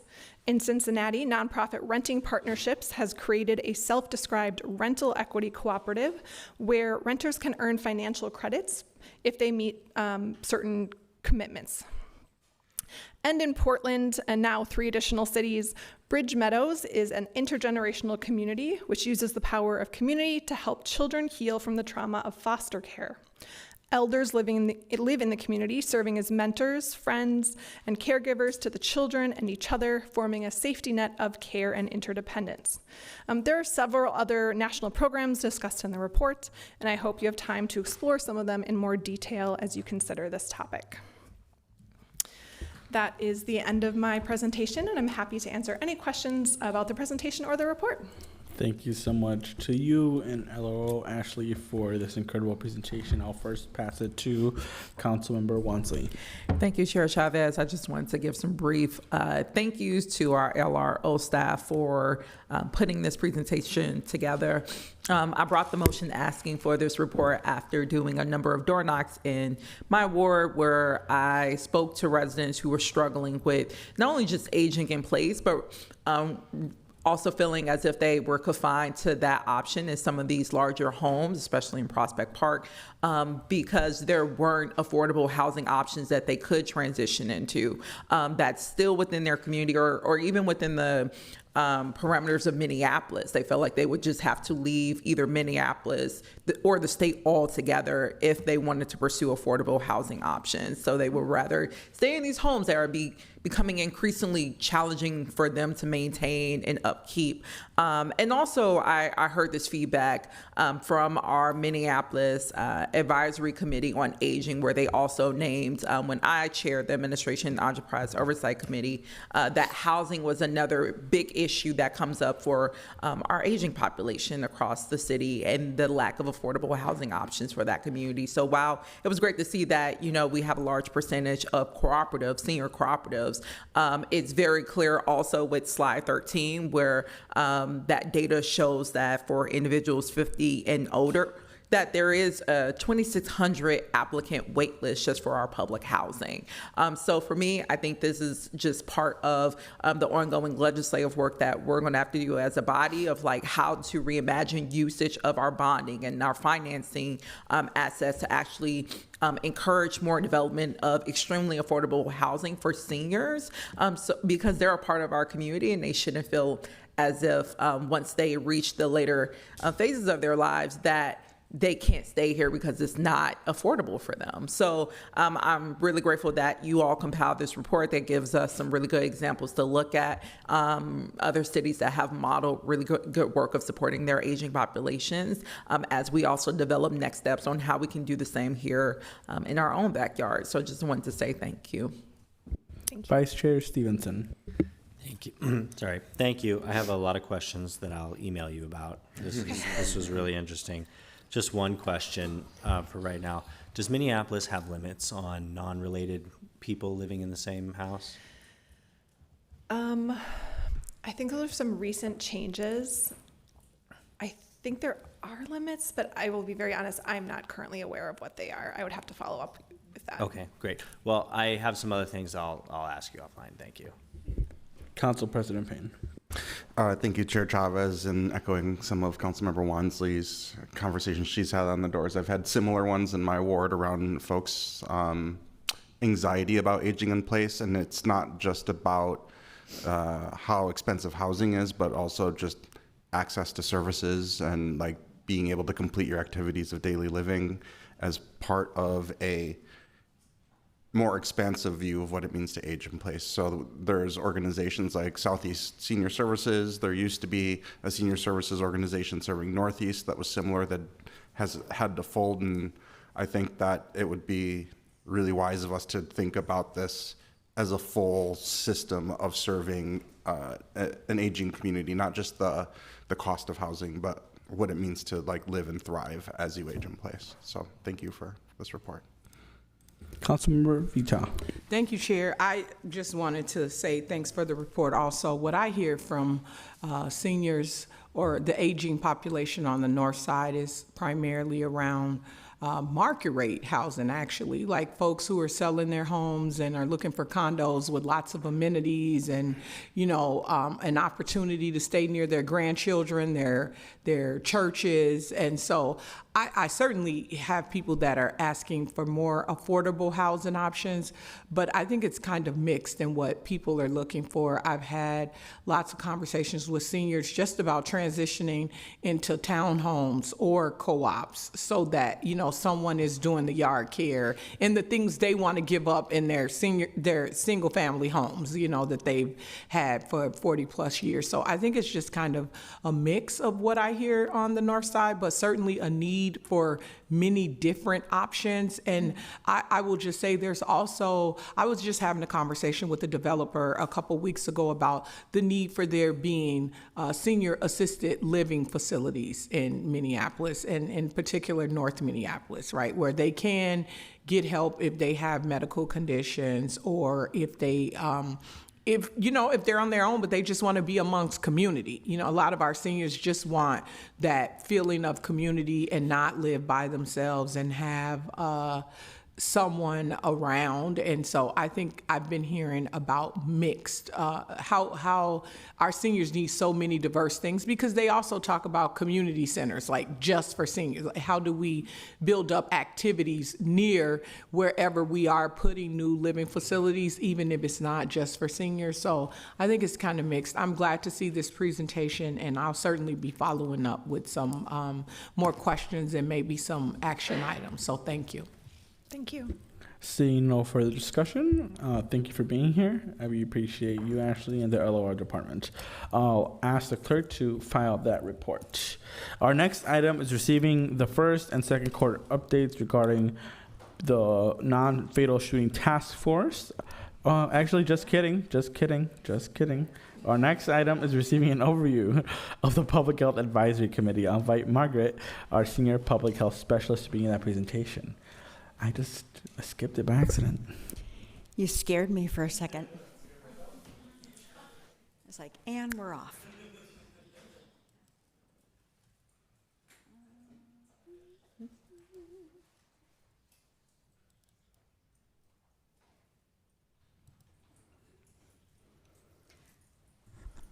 All right, I think we're ready to go. Welcome. Hello, Chair Chavez and council members. My name is Margaret Schuster, and I'm a senior public health specialist in the health department.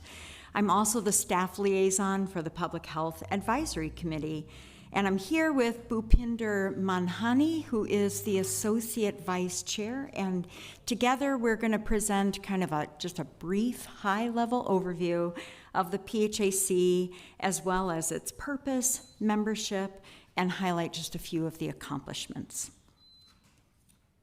Oh, I have to do something here. The PHAC is the longest standing volunteer advisory committee in Minneapolis. It was first established in 1976 as a result of the reorganization of the public health system in the state of Minnesota, which required that community health boards, that's you, and all the rest of the council members, that they actually have a community advisory committee. And so PHAC first got established during that time. Their purpose really is to serve the city council, the mayor, and the health department, and provide recommendations on matters that affect the people in Minneapolis, whether those are residents or visitors, or the variety of events or tragedies that we have in the city. They also serve as liaisons between the city and the community.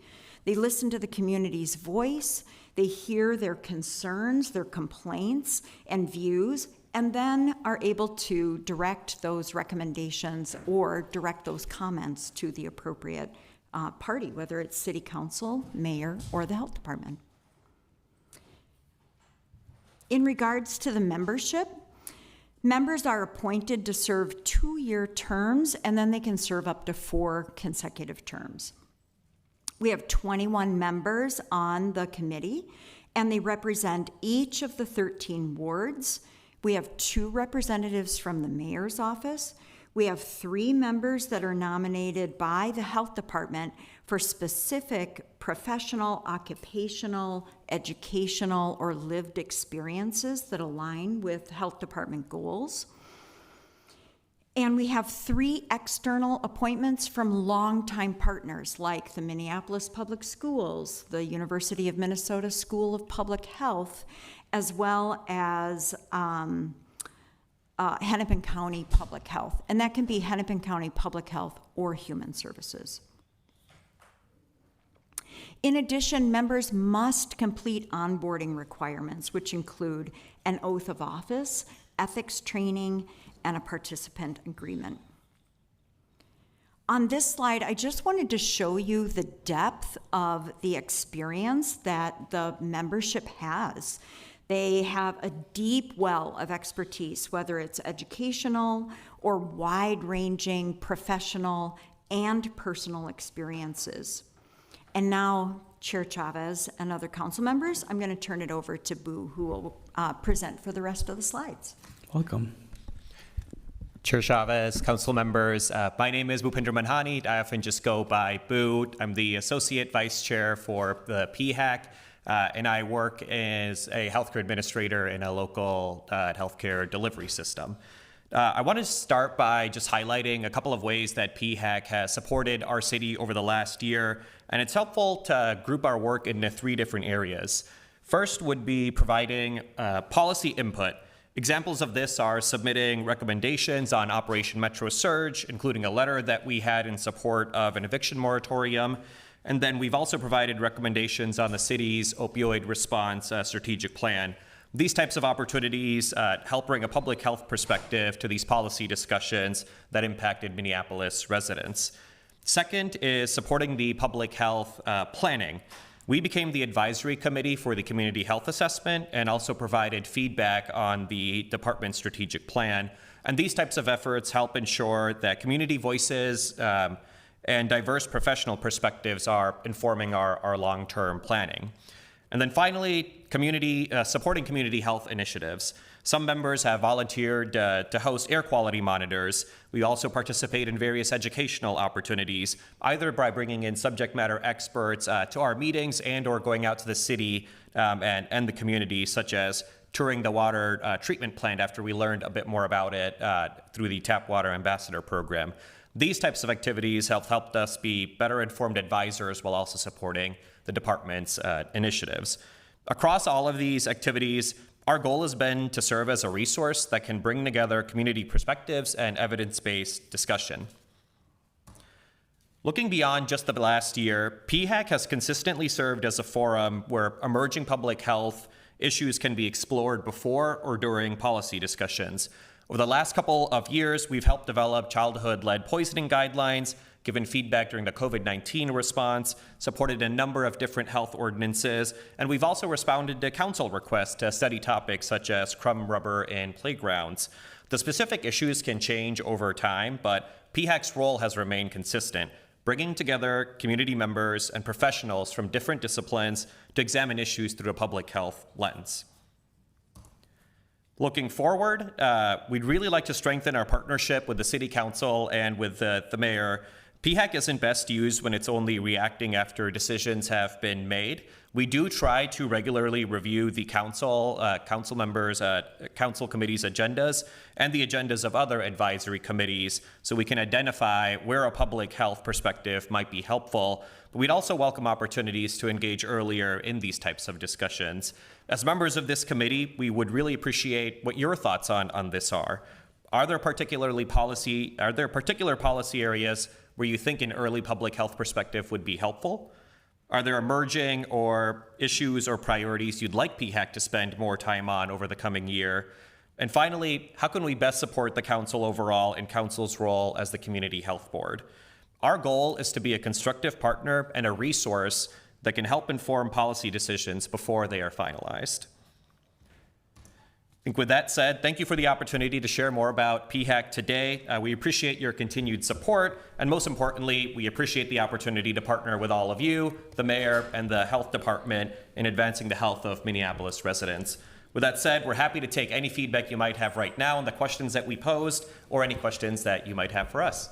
Thank you for that presentation, Boo and Margaret, and for the work of the Public Health Advisory Committee and the work and advocacy of the committee to protect the public health of our neighbors here in Minneapolis, in addition to the advocacy to protect our immigrant community, especially from the impact of Operation Metro Surge, that our community members are still feeling the impact and will for the years to come. So just thankful that you all came to committee today, and please send my thank you to the advocacy of the Public Health Advisory Committee, who I really appreciate their expertise and work that they do in the city. Thank you. With that, I don't see anybody else on queue. So colleagues, if you do have questions, let's just follow up over email and we can give it to our clerks. With that, seeing no further discussion on this item, I'll ask the clerk to receive and file that report. Our next item is receiving the first and second quarter updates regarding the non-fatal shooting task force. I'll invite Lieutenant Schroeder to begin that presentation. Oh, and welcome. Good afternoon. You want to introduce yourself, Z? I'm Commander Zimmerman of Major Crimes Unit, and Lieutenant Schroeder is in charge of the homicide unit and helped put together our new FAST team. Thank you. And So if we can yes, get some close slides to the mic so we can hear you clearly, that would be great. Hey, good afternoon. Thanks for having us today. I'm Andrew Schroeder. I'm the lieutenant in major crimes. Here today to talk about our non-fatal shoot team, which we call FAST, for Firearm Assault Shoot Team. Councilmember Walmsley had the opportunity to come kind of see us in action and get a little tour of what we do, how we do it. And today I'm just here to give a brief high-level overview of what we've done so far. So kind of just historically, before FAST, homicide detectives were assigned shootings. That took away from homicide investigations.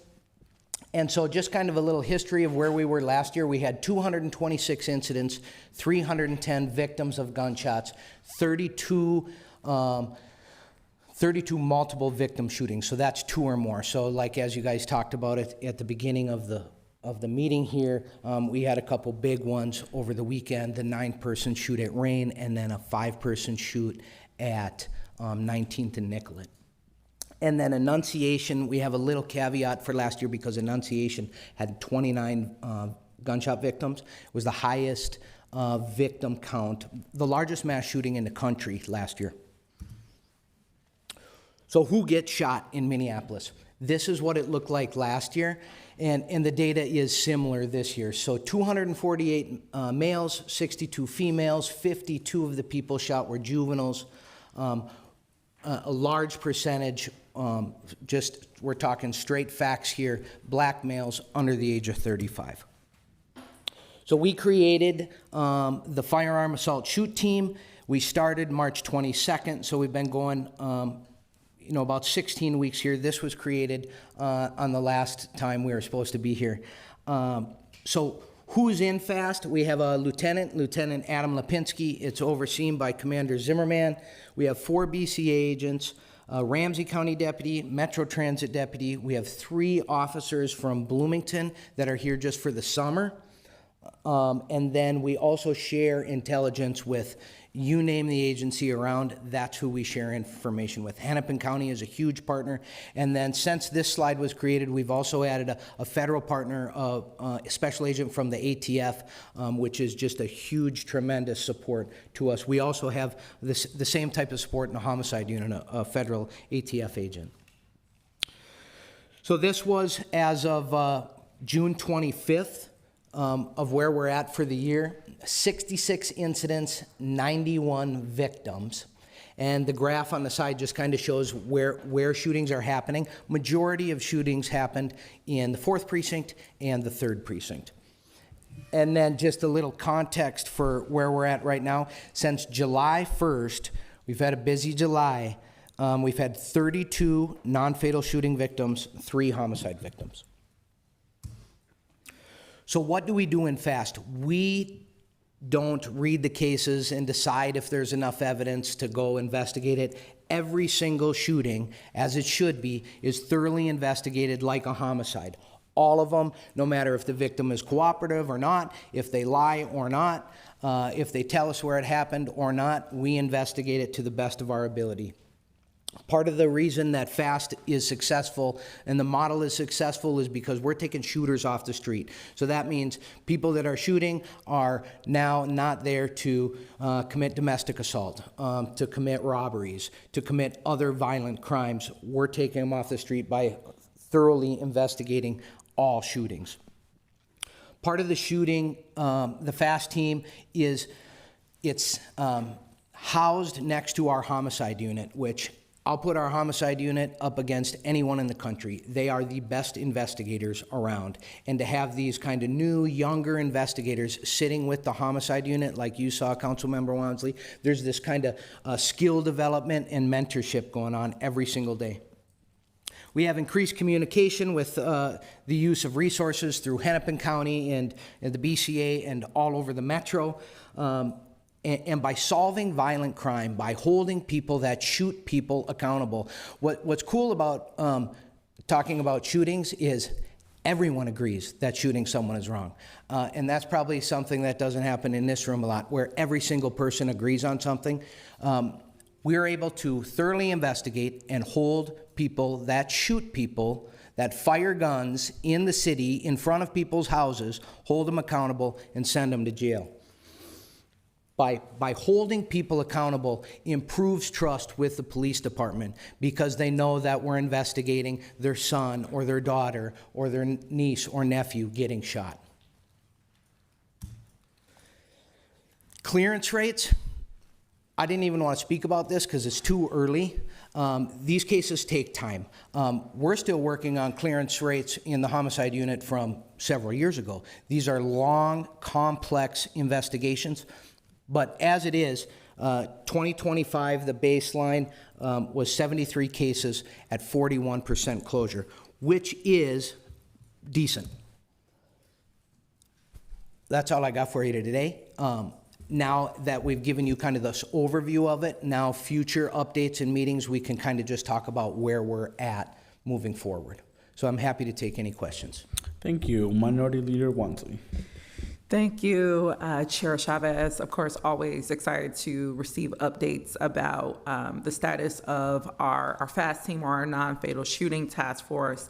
Of course, we're always looking at the tremendous success that's happening across the river, with St. Paul recently accomplishing about 100% closure rate since the implementation of their FAST team as well, or their non-fatal shooting task force. And I think that success also leveraging up, which some of you all were part of that press conference, but with the state also now devoting resources to other jurisdictions across the state to do similar work to reduce gun violence in their communities as well. So seeing this is a model that's not only being embraced nationally, but seeing two of Minnesota's most largest cities also adopt this as a critical way of reducing gun violence in their communities and getting perpetrators who are, in fact, a small portion of our general community, but that commit a bulk of these violent crimes by being targeted in our resources and going after that specific population, how that frees you up for or manpower within the police department to actually then do the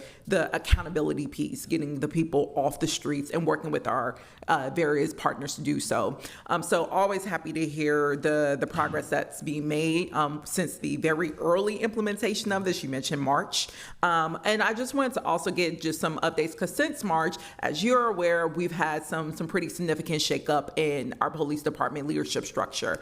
So I just want to get a sense of, has there been any impacts to the FAST team as well in terms of your makeup since there's been this organizational overhaul at the leadership level under our current interim chief?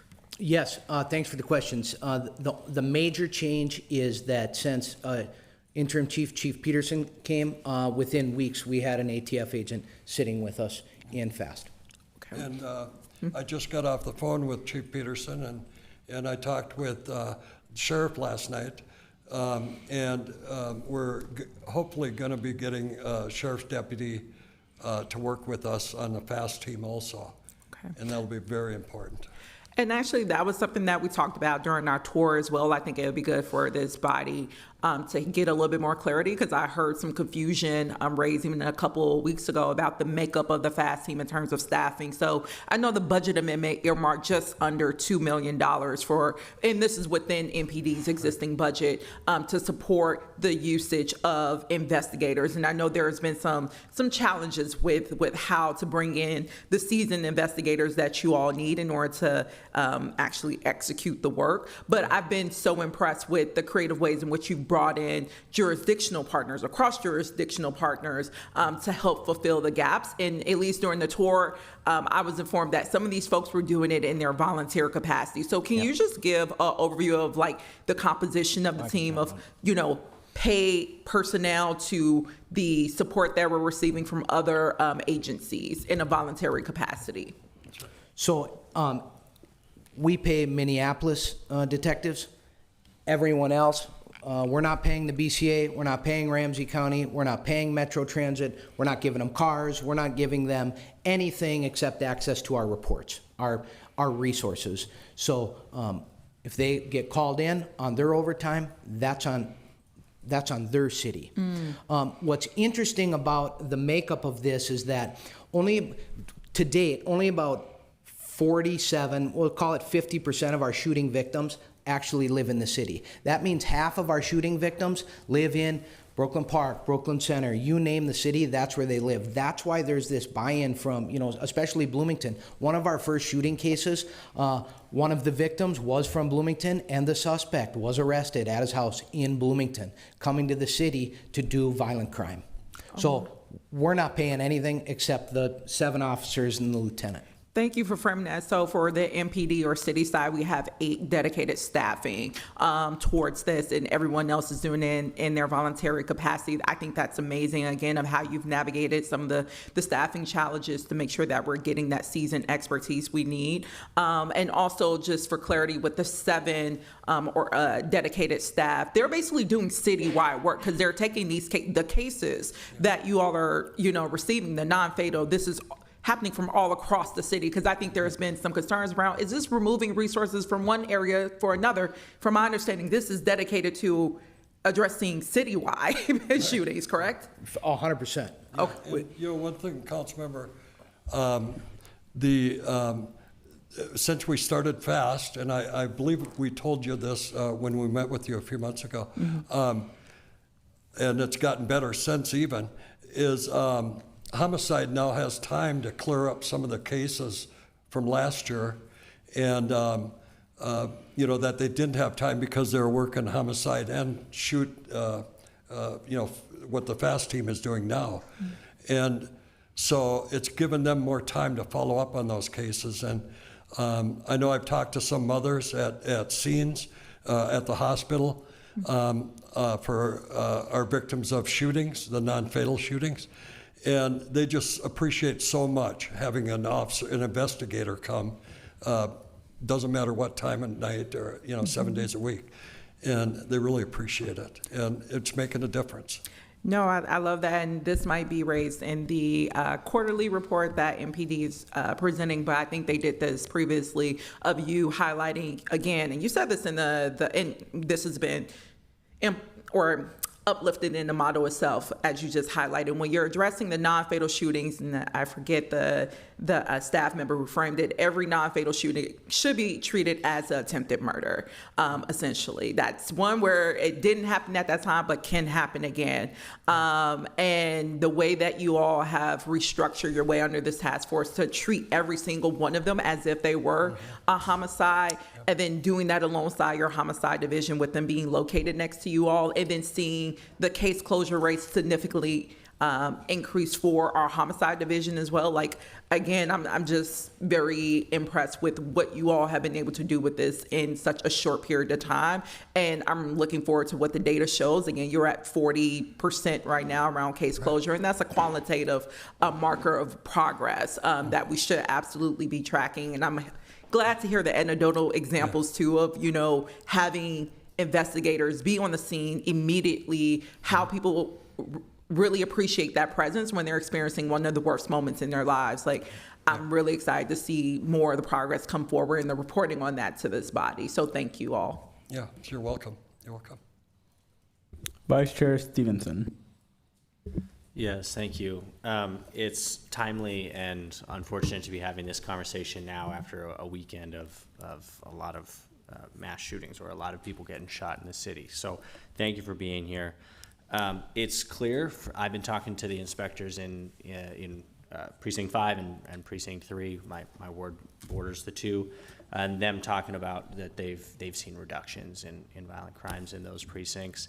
And at the same time, until there are 0 shootings in the city, we won't be satisfied. And I know you won't be satisfied until there are 0 shootings as well.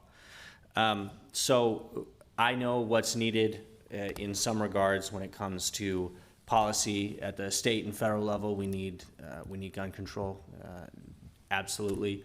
We need more resources for our communities. But what I wanted to ask you is, what do you need from us as a council in order to advance your work here in the city without, getting outside help? I mean, no doubt, we need more investigators. This weekend was a great example.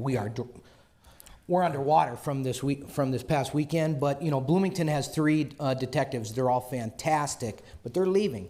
They're going back to Bloomington. Chief Hodges in Bloomington was only able to dedicate staff for the summer. My understanding is some officers are going back into like school resource officers, so that's where he gave them to us for the summer. So come September, we're going to be down 3. We need more bodies. That's our big ask right now, and we understand that comes from staffing department-wide, and we're working with our current leadership to have those conversations moving forward. Are you the ones handling the staffing level of your team and like looking outside the department, within the department, and what barriers are you seeing to getting additional investigators? Well, the biggest barrier is the number of officers on the street that are needed for other duties also, but we keep chipping away at it, and officers will come up to us, express interest in joining FAST, and so it's just a matter of the number of officers right now. And I think Minneapolis is no different than a lot of suburb agencies. When we were in the process of creating FAST, we went around like door-to-door salesmen, kind of asking people for, will you help us? But also, will you send investigators to us to get experience? Bloomington doesn't have 260 shootings a year. They have a couple. Bloomington hasn't had a shooting in a couple years. Minneapolis stands on this mountain of violent crime compared to any other city in the county. Brooklyn Park, arguably the most violent city besides us, I think in 2024 they had 16 shootings. We had 260. That's the closest number. So by other agencies sending us their help, they get some violent crime experience. So when it does happen in their city, they know exactly what to do. So one of the barriers in getting more help from outside resources is everyone's in a staffing crisis. Other departments aren't fully staffed where they can just give someone at this point in time. But those conversations are ongoing, and we're still knocking on doors, if you will, saying, let's work together on this. I just want to add something to this. I don't think you all can share this piece, but something that we've been in conversations with the administration about is also looking at the upcoming bargaining contract for the Police Federation. I mean, you hinted there are requirements in terms of how we have to allocate our current MPD staffing. It's alluded to as 70-30 of who can be out, doing patrol versus other administrative and leadership needs of the department. And I think there's been long discussions of how we can be in good faith negotiations with the Police Federation to have a little bit more flexibility so that we can have more staff to dedicate towards investigations, because you do have to be at a certain rank, detective rank, in order to do that. So I think our contract will be a good place to have those conversations. I know with Vice Chair Whiting and Councilmember Palmisano as chair of the Enterprise Labor Relations Committee, they're having these regular check-ins about the contract, and I would invite collaboration on looking at how we can really strengthen some proposals to support that flexibility so we can have more dedicated internally staff for investigations.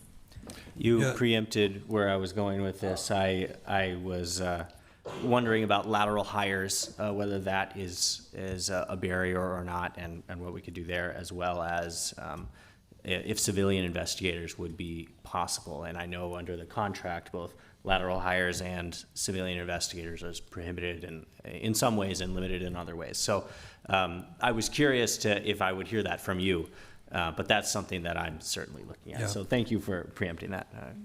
And just to follow up both council members, our new deputy chief, Charlie Adams, has helped us with barriers that we might encounter as far as getting things that we need. And just having somebody at the top that understands investigations. He and I worked homicide, 20 years ago together. And he learned a lot from me then. Get out of here. And he's a great deputy chief. So, thank you. Thank you. Councilmember Whiting. Thank you, Chair Chavez. And again, and I will do this every single time we have a presentation on our FAST team. Again, just deeply thanking Councilmember Wansley for this investment into an area that I think is deeply important. I think maybe one of the most important things that the city of Minneapolis can be doing in its policing work right now. And my next comments, please don't take this as any disrespect to you both and your teams, because I don't think this is the way that it was meant or intended. When we are looking at the non-fatal, the clearance rate of 41.2%, I don't think any version of 58% non-closure of these things going unsolved are decent. And I don't think that is the way you meant it, and because I know that how important you see this work. But as I think other colleagues have stated, that is 148 victims that and their families that have zero sense of closure and justice, zero. And so whatever it is to Council Member Stevenson's point, however we can be helpful to what it is that you are all doing, please let us know. I know all of us on this body will work tirelessly to figure out those resources that will do that, because until we see some level of this that is not necessarily even non-existent, I know that is hard, but to a point where I think more than half of our shootings in this city are going unsolved. Yeah. And so that means that is not just 148 victims, that is the influence of family, their friends, and all of their loved ones that also do not have that same level of justice and accountability that is deserved in situations like this. And so thank you to you all and your team that is doing this. Again, like however we can be helpful, whether that's both within MPD and the resources that you all need, or other strategies that you have seen to work, whether that's in St. Paul or across the country, tap us in, because you have willing participants in that work. So sorry that my frustrations are coming up at you all.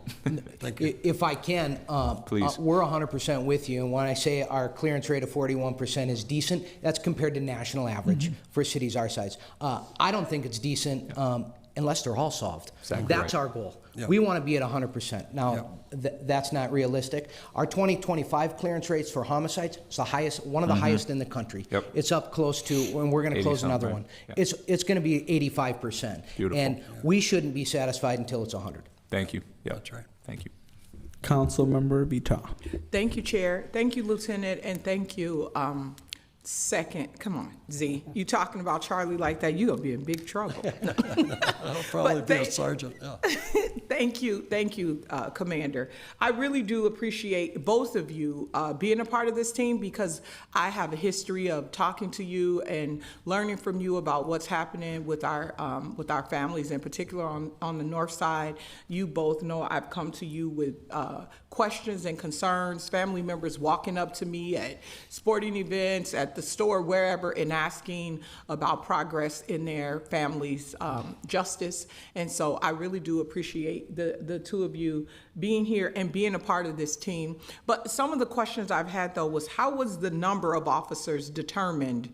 Like, how did we get to we need 7, and what is like the desirable number for MPD officers as a part of this team?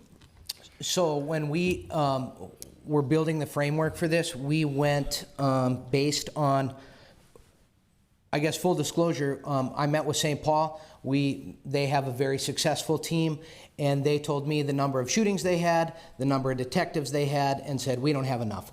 They had, this is just from memory, so don't quote me on this, something like 100 shootings a year and maybe like 10 detectives. And they said, we could definitely use one more. And I'm like, well, we're going to have more than double their shootings, so we need, I think our framework number was 16 actual detectives.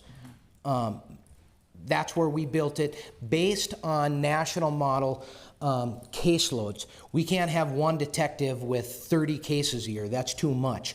So we used our data from the past several years on how many shootings we have divided by best practice. We want our detectives to have anywhere between 10 and 15 cases. Same thing for homicide. These are, in a sense, the same units. So that's how we base the model, and that's our desired goal.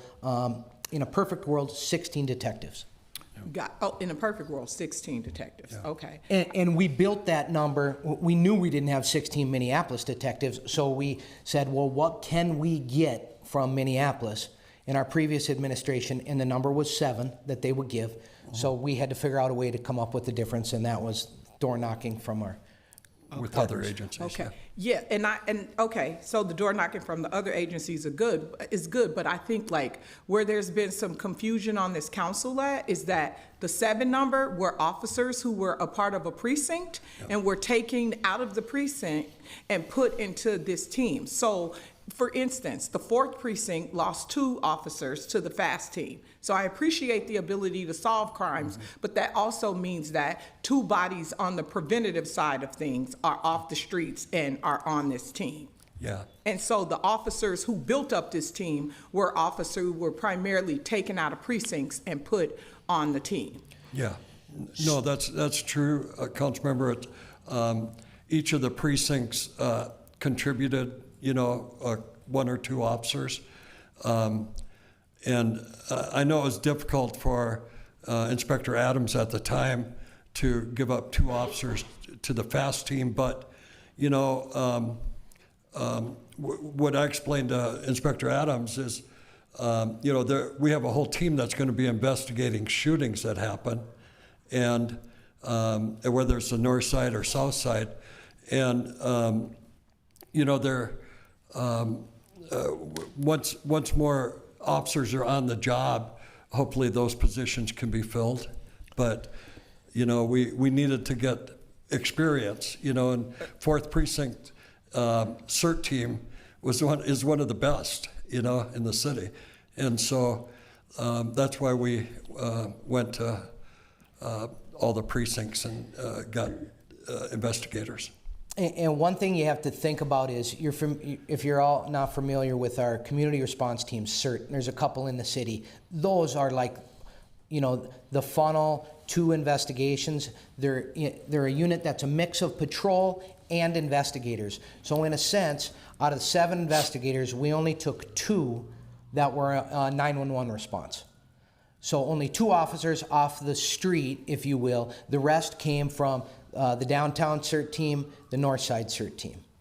So we only took 2 911 responders here, and that, in a way, was beneficial, like Z said, and now these units, the CERT teams, have backfilled their units to give other people more experience.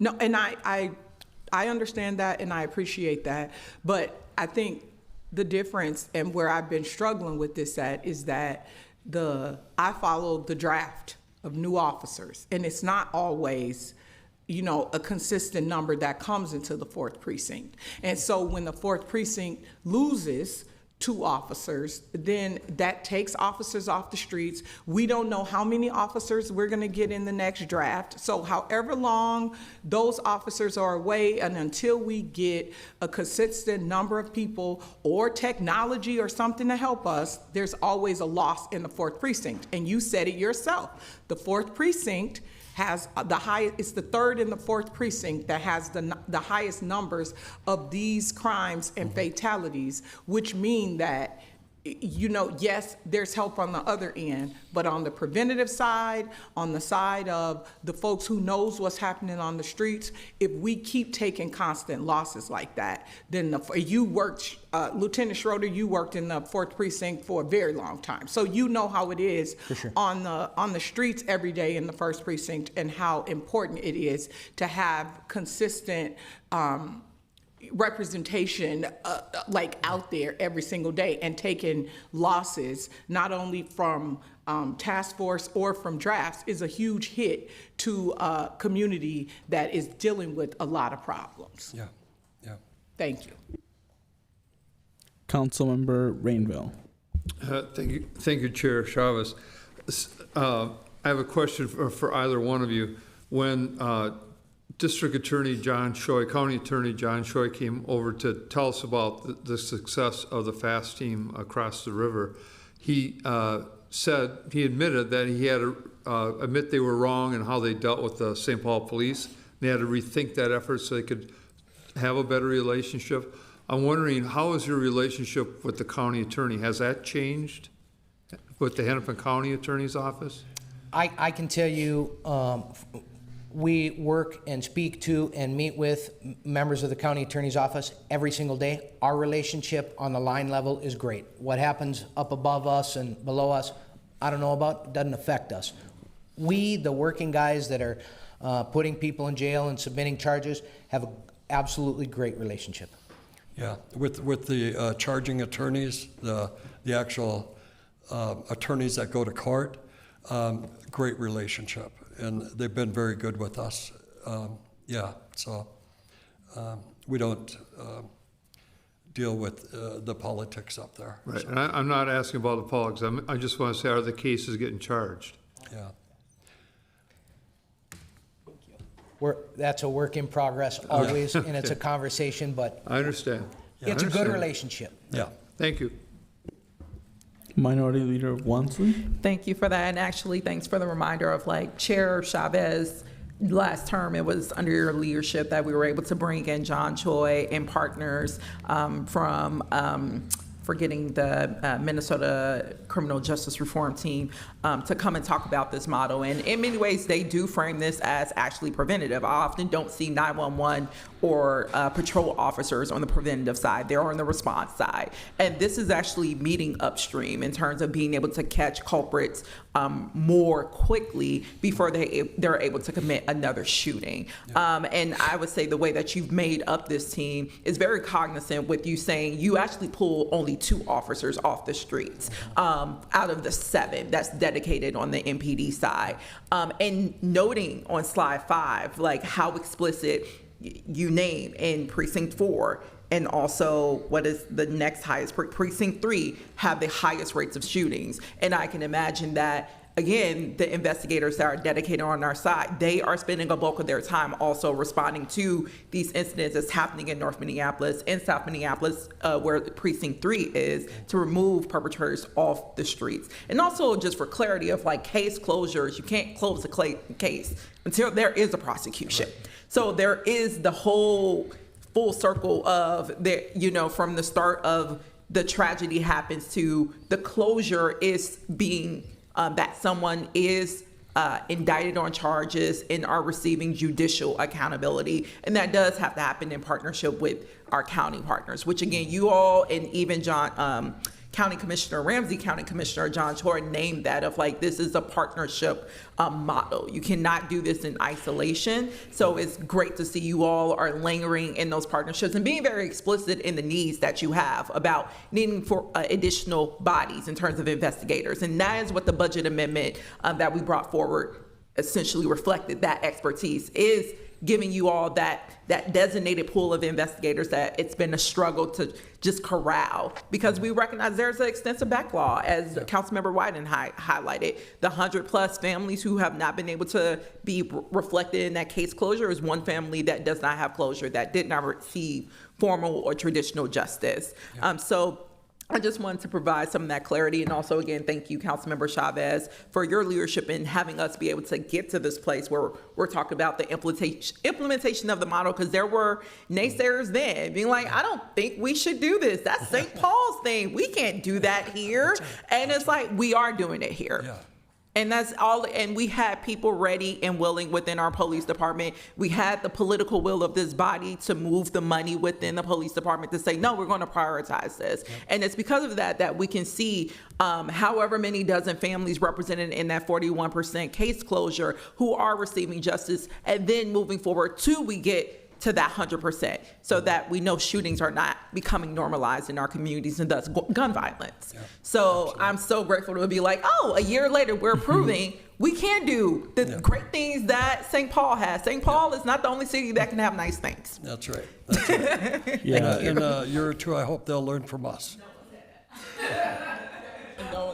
Yeah, I think that One, just thank you for this presentation. It's really helpful. And even going further than beyond a year ago, I remember that particularly with the leadership of Councilmember Wansley, we brought the county attorney to speak in front of the council. And that's when we learned about, at least officially through a public meeting, the clearance rates within our police department. And to Councilmember Whiting's point, it was worse back then.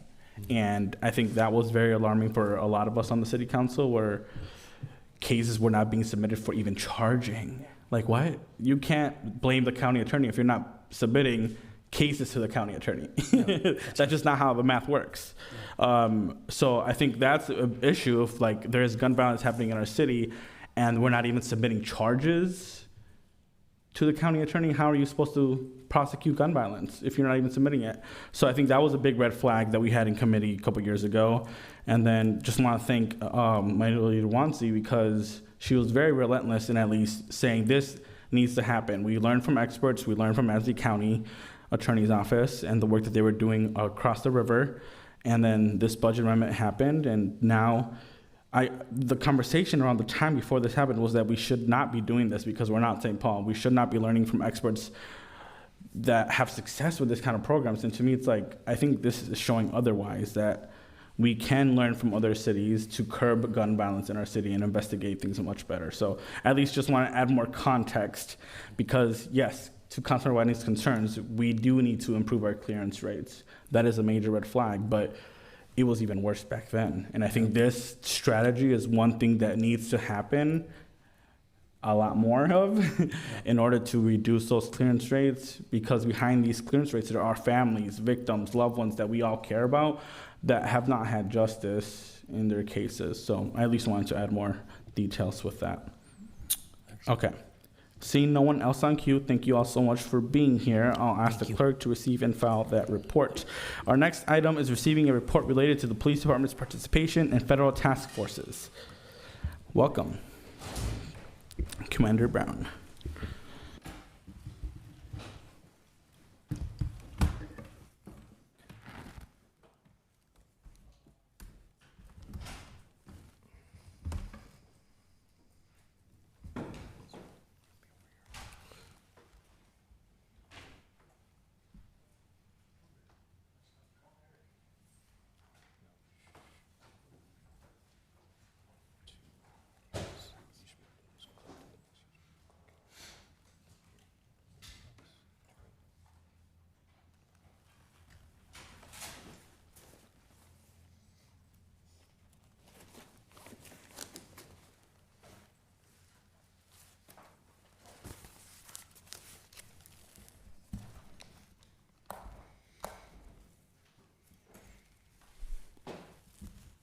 Welcome. Good afternoon, Chair Chavez, council members, council president. Thank you so much for having me. I am Commander Chris Brown. I am the commander of the Government Affairs and Finance for Minneapolis Police Department. With me today is CSO Reese. CSO Reese is going to assist in what I cannot do, which is talk and push buttons at the same time to keep it going. So I'll address the questions of the legislative directive, and I'll be open to some questions if you have any at the end. So thank you so much. So question number one, the full text of any agreement or memorandum of understanding between MPD and federal agencies related to HSTFs, so that's Homeland Security Task Force. I'll be interchanging the HSTFs and Homeland Security Task Force throughout my speaking here. So including but not limited to overtime reimbursement agreement for the 63 officers, which was signed by Chief Brian O'Hara and the FBI investigations.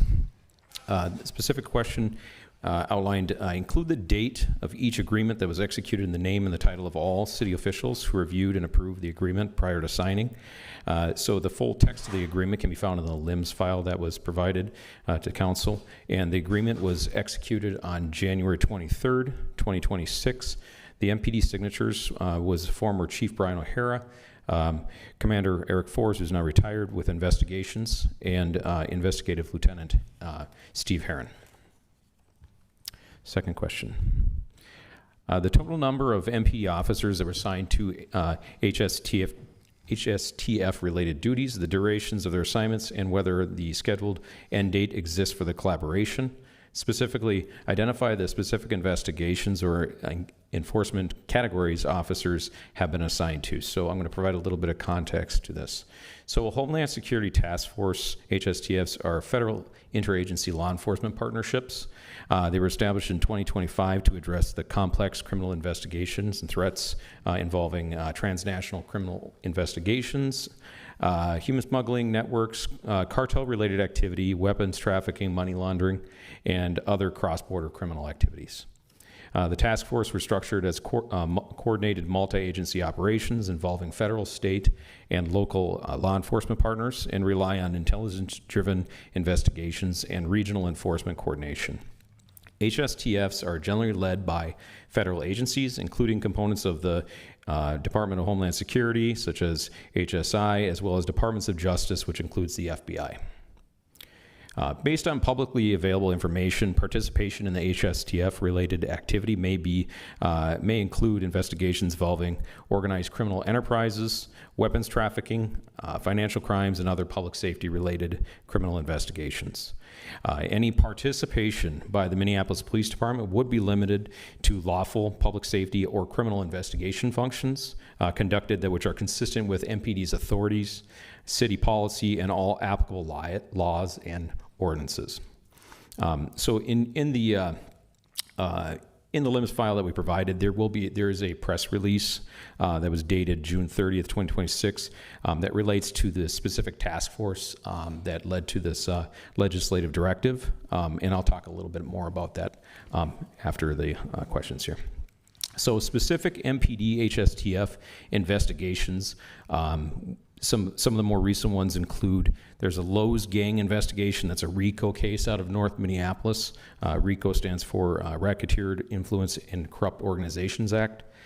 There was a family mob case out of South Minneapolis. That was for a drug conspiracy, guns and violence, as well as a G-Block and Bogus Boy gang case out of South Minneapolis. That was for drug conspiracy. Both of those specific cases were the ones in relation to the January 22nd MOU with the Homeland Security Task Force.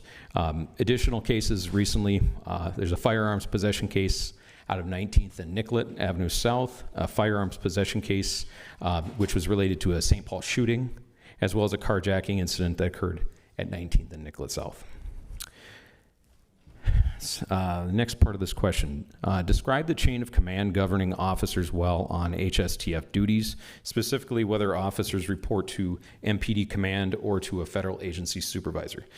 So Minneapolis police members, while working in partnership with HSTF, do not receive orders or report to any federal agency supervisor. Minneapolis members follow the normal Minneapolis police chain of command while they're assisting in these capacities. So in this way, you would have an officer would report to a sergeant, sergeant to lieutenant, commander to deputy chief, assistant chief, all the way up to chief. So they would continue to follow that, as well as the people responsible for them would be the higher in the chain of command. So the next half of the question was, confirm whether MPD policy, including but not limited to MPD policy adopted pursuant to the MDHR settlement agreement or city data retention policies, apply in full to officers while assigned to HSTF. So officers, just in case it comes out in my talk here. So TFOs, which is a task force officer, those are the people that are actually assigned to these Homeland Security Task Force. So they would be, and those people, all Minneapolis Police Department, so including TFOs, when they're here, they are members, and they must abide by all city ordinances, policies, and data retention policies, regardless of what capacity they're assisting with another agency. I can give an example. There was quite a while ago when Minneapolis first got our body-worn cameras. We were kind of leading the law enforcement network with getting the policies, and there were some agreements that we had with other agencies, and because of that, we had to pause some of those agreements because we don't compromise our policies for assisting in any one of those capacities. Third question. How is the city monitoring and ensuring compliance with the Minneapolis separation ordinance for MPD officers assigned to HSTF duties, including what documentation or reporting mechanisms are in place? Specifically, identify who at MPD or the Office of Community Safety is responsible for ongoing compliance monitoring. So all Minneapolis police members have completed the city's separation ordinance training, as well as training within our Minneapolis Police Department, going over those policies specifically. In matters involving joint investigations with federal partners, regular check-ins do occur with the lead MPD investigator assigned to the collaborative FBI, HSI, and MPD narcotics investigation to ensure that ongoing coordination and compliance with applicable policies and legal requirements. So there's an ongoing communication between MPD's supervisors and the officers that are assigned to assist on the HSTFs. HSTF currently only has one member, one TFO that's assigned to HSTF, and that's a lieutenant assigned to the task force, and he operates under Minneapolis city ordinances and MPD policies while working in that capacity. His direct supervisor is the commander of Special Operations Division. So once again, all Minneapolis police members that assist in the capacity, in any capacity on HSTFs, follow all city ordinances and policies within the police department, because they would not assist in any of these agencies if they didn't first wear the badge of MPD. Question number 4. Data on the operation impact of assigning officers to HSTF duties on MPD's core patrol and investigation functions. Specifically identify which precincts or units the 63 officers were drawn from and during what periods. So for all of your guys' sake, just to get a little more detail on it, the 63 officers specifically referred to in that question are those that were part of the MOU that was signed on June 22nd. The 63 officers, not all of the 63 officers actually had task force duties. The MOU with putting the 63 on there was to aid in ease financial reimbursement in the event that they did participate. The TFO told me that he believes only approximately 8 people from that 63 list even had any sort of assistance that they provided during that investigation time. So they were added for the ease of financial reimbursements. MPD staff members who were of the 63 were people from Southside REACT Team, 4th Precinct Community Response Team, 1st Precinct Community Response Team, Gun Investigation Unit, MPD SWAT Team, and the time period in which the investigations were being conducted was from February, shortly after it was signed, until the end of March. The next part of the question was provide any data on patrol coverage, response times, or investigative capacity during the period of HSTF assignment. Like I said, there's only one lieutenant who's actually signed as a TFO for that HSTF, and he primarily works on Minneapolis cases. So patrol coverages and response times didn't apply. We didn't have any slowdown from patrol. The next part was given Chief Brian O'Hara's prior statements to the City Council that understaffing requires MPD to triage violent crime investigations. Explain how the assignment of officers to federal overtime duty on HSTF is consistent with those staffing constraints. This is a fantastic question. I'm going to provide a little bit of a context to it. So HSTF, they assist in violent crime investigations to bring together federal, state, and local law enforcement agencies in a coordinated effort, which includes intelligence sharing, enforcement environment focused on identifying and disrupting organized criminal activity and driving the violence within the communities, including Minneapolis. Through access to combined investigation resources, analytical support, federal partnerships, and multi-jurisdictional coordination, HSTFs enhance the ability to investigate violent offenders involved in narcotics trafficking, firearms trafficking, organized criminal enterprises, and related violent criminal activity. For local law enforcement agencies in Minneapolis is definitely one of those. HSTF functions as a force multiplier. It expands investigative capacity beyond what any single agency could do alone. The collaboration allows agencies to leverage shared intelligence systems, specialized federal resources, investigative technologies, and broader regional coordination to identify criminal networks, connect violent incidents across jurisdictions, and support long-term investigations targeting the individuals and the organizations that are driving the violent crime. These collaborated efforts also promote fiscal responsibility by reducing duplication of effort, maximizing the limited resources, and enabling agencies to accomplish more together than they could independently. That's question number 5. Question number 5 is whether any agreements or memorandum of understanding between MPD and any federal agency related to HSTF were presented to City Council for approval, and if not, why not? Further identify any agreements with MPD and federal law enforcement agencies that have not been brought to City Council for approval for the period of January 20th, 2025 through present.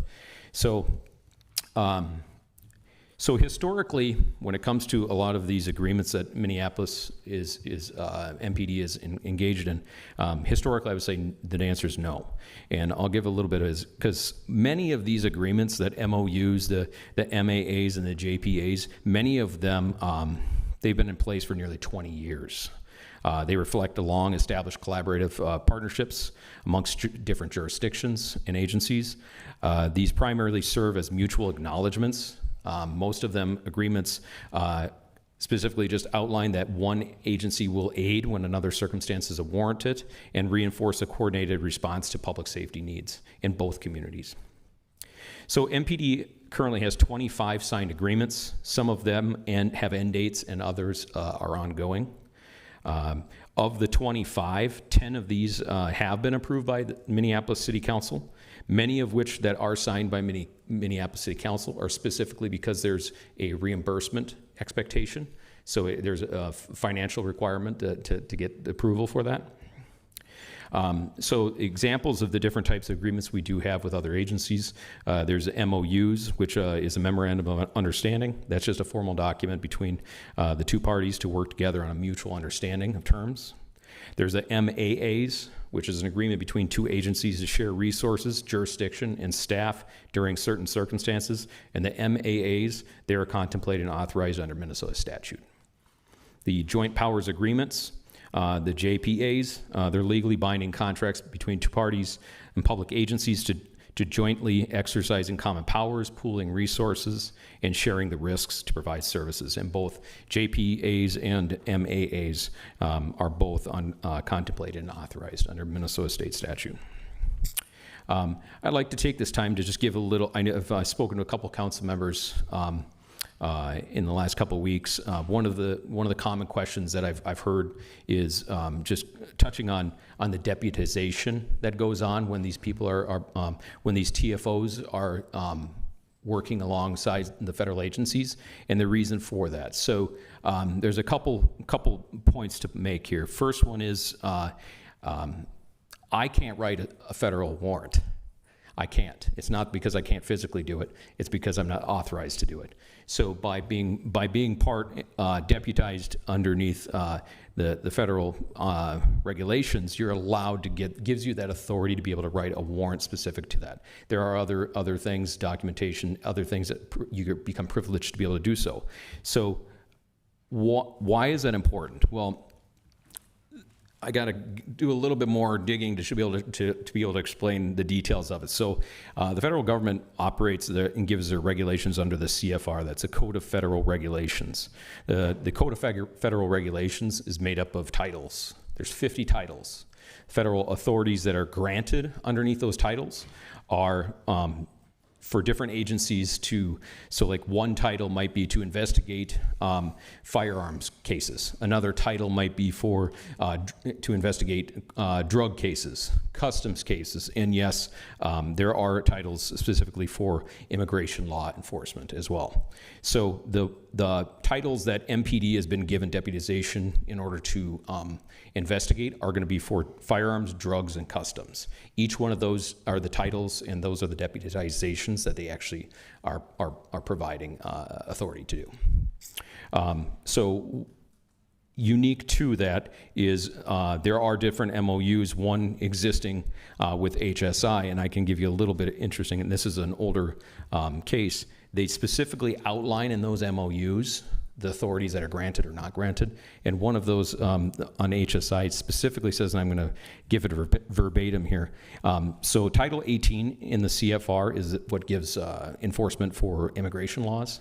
And the specific language in there says, however, in designated customs officers accepted, HSI is not conveying the authority to enforce administrative violations for immigration laws. So it was actually put into the agreement, and this is prior to MetroSurge. This is an older agreement that we have, but that was never an authority that was ever granted to us, nor have we ever sought it. So that's just an important distinction to make. I had said that I was going to talk real briefly and just highlight a few things regarding the MOU specifically that was signed on January 22nd. The Department of Justice did a press release on June 30th to kind of outline some of the outcomes from this particular MPD's involvement in that agreement. And I'll just go over a few things here. So the operation resulted in arrests, seizure of firearms, drugs, and disruption of major criminal activities. As a result of the investigations, 25 members and their associates of gangs have been charged over a span of 5 months. The individuals indicted today, meaning the June 30th press release, attempted to traffic no less than 333,000 deadly doses of fentanyl into the Minneapolis communities.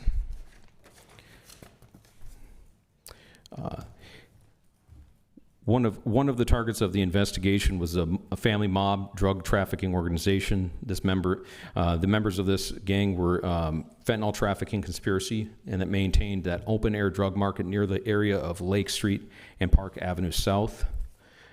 Another organization that was targeted was Amani Hudson Drug Trafficking Organization. The members of this drug trafficking organization, some members of which are associated with the G Block and Bogus Boys gangs, were based their operation near 19th and Nicollet Avenue South. The flow of the narcotics contributed from this gangs contributed to the escalation of violence in the shootings that happened at 19th and Nicollet in recent past. So those are just to show that when officers from Minneapolis are assisting in these Homeland Security task force, they're doing so to provide a service to Minneapolis. They're combating the crime and the violence and the drugs that are plaguing our community. They're not doing it for just because it's a mutual respect to help out another organization. We're still combating the things that are happening in Minneapolis. The specific agreement that we did sign on January 22nd, I hope you do see the fruits of that, and our community feels safer because of it. So I can open up any questions you may have. Yes, thank you so much for the presentation. I guess a few things for me. I would still like to get the agreements that were identified on the legislative directive, and if we can add those two limbs. I think you said there were how many? 25. We have a file that, sir, that I think we can make available to you. Yes, if we can make that available to the city council and on limbs for the public record. I think one of the reasons we brought forward this legislative directive is the concern that some officers could be deputized, that you just brought up, by the federal government, which is under the Trump administration. So I think for me, something that I would like as a follow-up, doesn't have to be today because we have a long agenda, would be the protocols that the Minneapolis Police Department has in place should an officer be deputized. I think we have a federal government that, in my opinion, has been deputizing many of our officers across the country, which is something that I think could cause real fear to our community. And then I think one thing is that the New York Police Department had an incident where an officer broke city law on November 21st, 2024, under one of these Homeland Security task forces. So when you hear some concerns from some of my colleagues, including myself, is that some of these task forces, we've had officers in different parts of the country violate separation ordinance as a result of being in these task forces. Obviously, some of them were held accountable, which is good, but I think that's where these questions come from, to make sure that we do have protocols in place to ensure that if our department is going to participate in these task forces, what guardrails do we have in place to prevent any coordination with the federal government when it comes to enforcing federal immigration law, which is not our role. So I just want to make those comments and would like to see these agreements in the future. Thank you, Chair Chavez. Cool. I don't see anybody else on queue, so thanks so much for being here. We appreciate it, and we'll be in touch. With that, colleagues, seeing no further discussion on this item, I'll ask the clerk to receive and file that report. And now we have our last item, which is our second quarterly update from the Office of Community Safety. I'll invite Commissioner Barnett. Thanks for being patient to begin that presentation.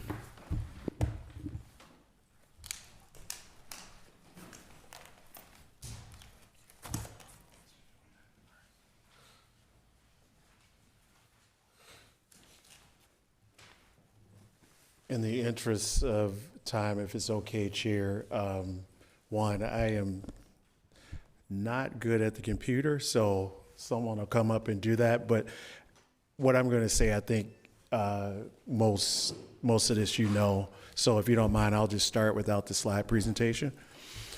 Good afternoon, Chair Chavez, Vice Chair Stevenson, and City Council members. Todd Barnett.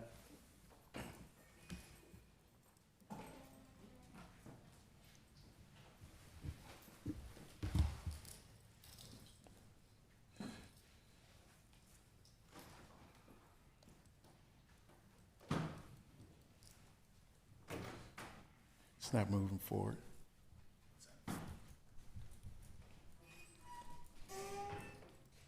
Oh, there we go. It's fine. Thanks for the opportunity to provide a second quarter update on the Office of Community Safety and its departments. Today you'll get a highlight from each department, the progress that they've made over the past quarter, and the focus that they have moving into the second half of the year. For those who are not familiar with the Office of Community Safety, under the Office of Community Safety, the police, fire, 911, which is emergency communications, emergency management, and neighborhood safety. This structure allows us to better coordinate the work, break down silos, and also deliver a more comprehensive approach to community safety for the residents and visitors of the city of Minneapolis. Our mission, of course, is one in which is pretty straightforward, is to provide a coordinated, comprehensive, and equitable safety services to everyone who lives and visits the city of Minneapolis. Our vision is a city in which all people feel safe, social disparities are eliminated, and the residents can access opportunities and resources. These principles continue to guide the work that you're hear from all of the departments today.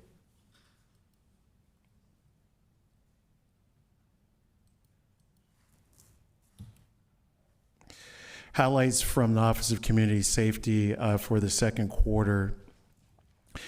We've completed, as you know, the national search for the fire chief. You heard our nominee today, Dr. Freeman. We're currently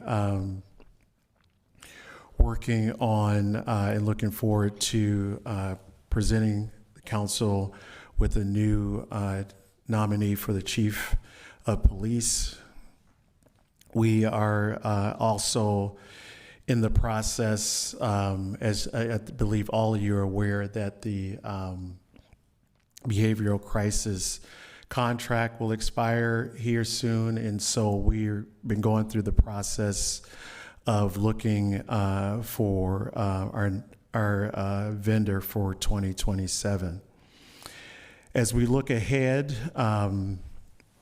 like I said, it's the fire chief vendor, and also one thing that's near and dear to especially the police department and the fire department in September, which some of you have attended, is the Battle of the Badges. I bring that up because this year we asked that the departments outside of Minneapolis not cheat.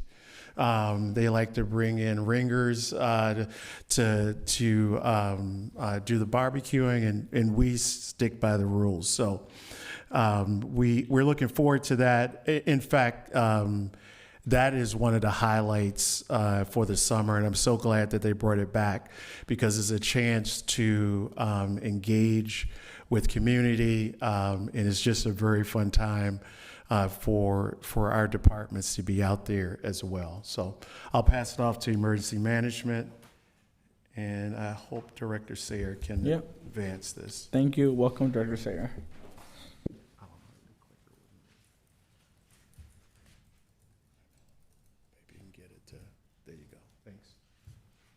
And then just for colleagues here, because I know we're running out of time, not really kind of, yes. The way I want to approach this today is that there's a long presentation. We're going to go through all of it, and then we're probably going to ask our clerks follow-up questions that we'll then send to department staff to answer those questions, if that's okay with everybody. Want to make sure we get out of here. So we won't be asking questions out loud today. Lucky you. We're going to follow up over email. Good afternoon, Council Chair, President Chavez. Sorry, I'm a little tired today. My name is Rachel Sayer. I am the Director of Emergency Management. I'll go through this quickly.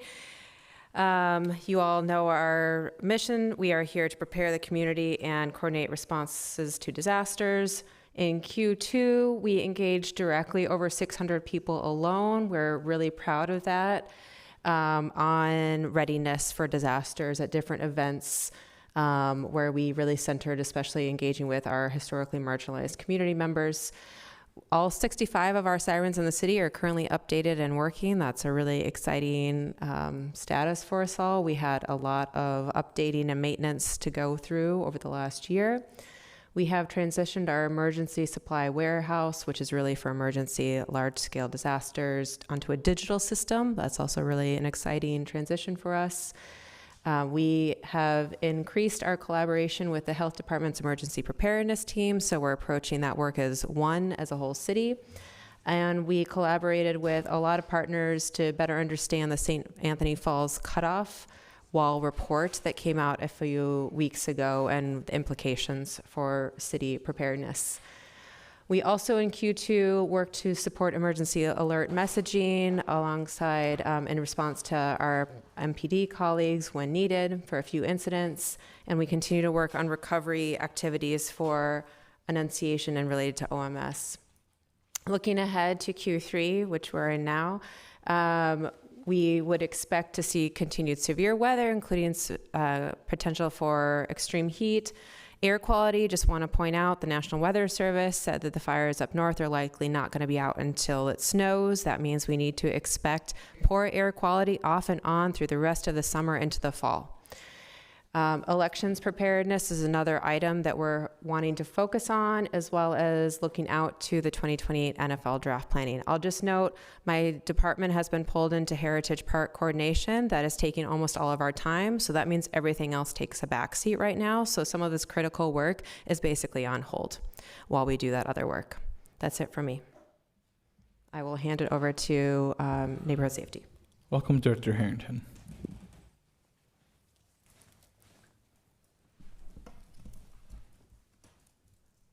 Good afternoon, Amanda Harrington, Director of the Neighborhood Safety Department. As you know, neighborhood safety uses public health approach to reduce the impact of violence in our communities with a specific focus on reducing gun violence, as well as continuing the city's work doing human trafficking prevention and intervention. We had a lot of things happening in Q2. First, I will highlight that June was Gun Violence Awareness Month and say thank you to Councilmember Chowdhury, but all council members who supported the resolution, and thanks to all the community members and community organizations who stood with us that day, but then do this work every day. We've been engaging with the community in Uptown to get their input for the Community Safety Ambassador expansion. I'll talk more about that in a moment.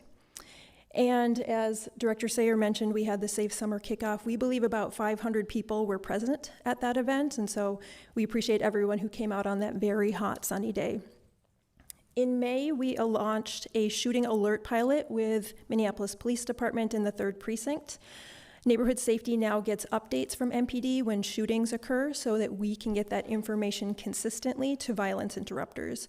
The goal is to increase consistent communication to the violence interrupters, just to add to the information that they're already getting from their personal relationships within the community. Once we refine the pilot, we hope to expand that to be citywide and to loop in other resources in our department, including community trauma response and other boots on the ground contractors. And our new Associate Director of Finance and Administration, Vicki, started. Lastly, I want to highlight the walk-alongs that council members engaged with me and violence interrupters. So thank you to council members Osmond, Chavez, Wansley, and Warren for walking with us in the rain and the shine. All council members are, of course, invited to do walk-alongs. And I've also walked along with a couple of our other contractors.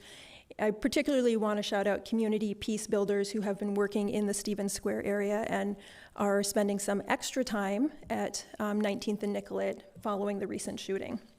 Now I'll shift to some specific program areas. Our GBI and YGBA program is also known as group violence intervention, but we also think about that as gun violence intervention. They focus on serving the highest risk individuals based on group or gang involvement or gun violence as a victim or a perpetrator. As a reminder, success is really measured by our tagline of keeping clients safe, alive, and free, but we do track a number of metrics for this program. In Q2, we had 99% of clients reporting no violent activity. We also had some improvement on their clients reaching their employment goals, independent living skills, and health and wellness. The Minneapolis program is our violence interrupter program. Contractors have not changed for this program. We still currently have 5 contracts. The map on this slide is the most current slide showing the expanded zones in North Minneapolis and South Minneapolis. Anybody can view this dashboard. The simplest way is just Google Minneapolis Violence Prevention Dashboard so that you can see exactly where people work and which organization serves which section. Wanted to note just some of the key measures that we have been tracking. There's a significant increase in public education materials that have been distributed in communities, as well as conflict mediations. A lot of that is due, quite honestly, to the nicer weather, just more people are outside. We also had an instance that I have emailed about to city council members, but I wanted to acknowledge during one of my walk-alongs with Restoration Inc., I was riding in a hot spot when a call came from one of their teams that was near Broadway that there was a fight in progress. Everybody from that violence interrupter team went to that location. By the time I got there, the fight was finished, but you could see that the people still on the scene were visibly on edge and shaken. The violence interrupter team did what they do, talking to people, and as part of that, they also spread out in case retaliation, and sure enough, 2 cars came driving back who had been involved in the fight, and Restoration Inc. was able to talk those folks into leaving. We also learned later that one of the individuals who had been involved in the fight had a gun on them. And so that's just a really good example of it's hard sometimes to prove what violence interrupters do. We're proving a negative. We're proof that they stopped something that never happened. That incident that they were involved in could have been a shooting. And so when we have stats like 49 conflict mediations conducted, I hope that folks read that to mean 49 shootings prevented, 49 homicides prevented, because that's the meaning of the work that violence interrupters do. I did not report on safety ambassadors last time, but I know this is a pilot program that folks are very interested in.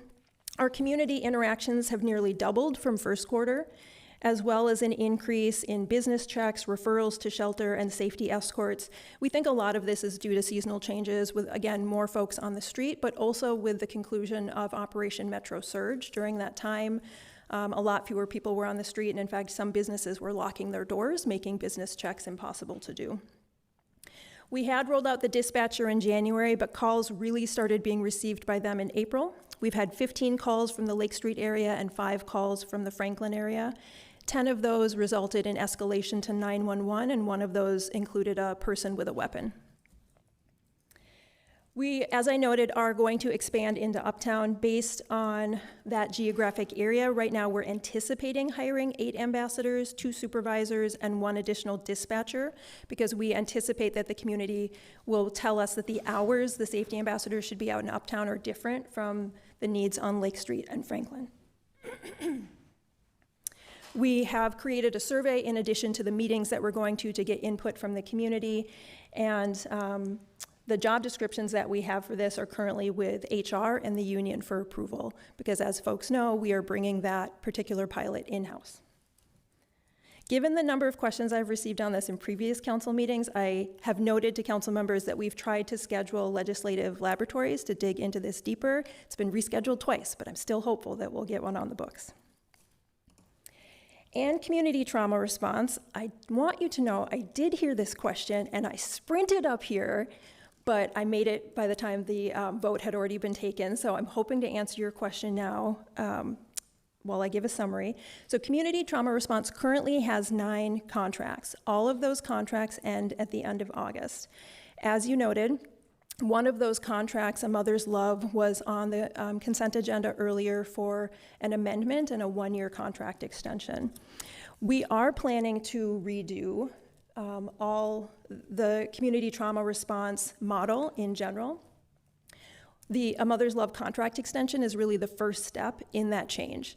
So A Mother's Love was already responding to shootings. In addition to doing boots on the ground, this contract extension enhances that work by increasing communication. I talked earlier about the pilot that we have going on with the Minneapolis Police Department, and so what we're building into this next iteration of community trauma response is getting those shooting alerts from MPD and dispatching our community trauma response out to the scenes quicker, obviously when the scene is safe, so that they can provide a more immediate response to the community, not just victims, because we are getting those in other ways, but to the larger community impacted by shootings. We hope to have that starting in September, and we're also exploring a partnership doing community trauma response with Hennepin County, although we're still in negotiations on that piece of it. We will eventually have to do a request for proposal for this new vision of the community trauma response, but we're hoping to learn from the continued contract with A Mother's Love, and that will help us write the best RFP possible when we have to do it early next year. I was also asked by Councilmember Wansley to talk about Next Step. Next Step is one of our violence prevention services programs. It's specifically a hospital-based violence intervention. We contract with Hennepin Healthcare to provide this service, and they operate in 4 hospitals. Basically, the Next Step team gets called anytime somebody presents in one of these 4 hospitals with a gunshot wound. They will offer services to the individual while they're in the hospital, and they can take referrals. So if people aren't ready to accept those services at that moment of crisis in the hospital, they'll connect back with them or check back with them later and see if they're ready.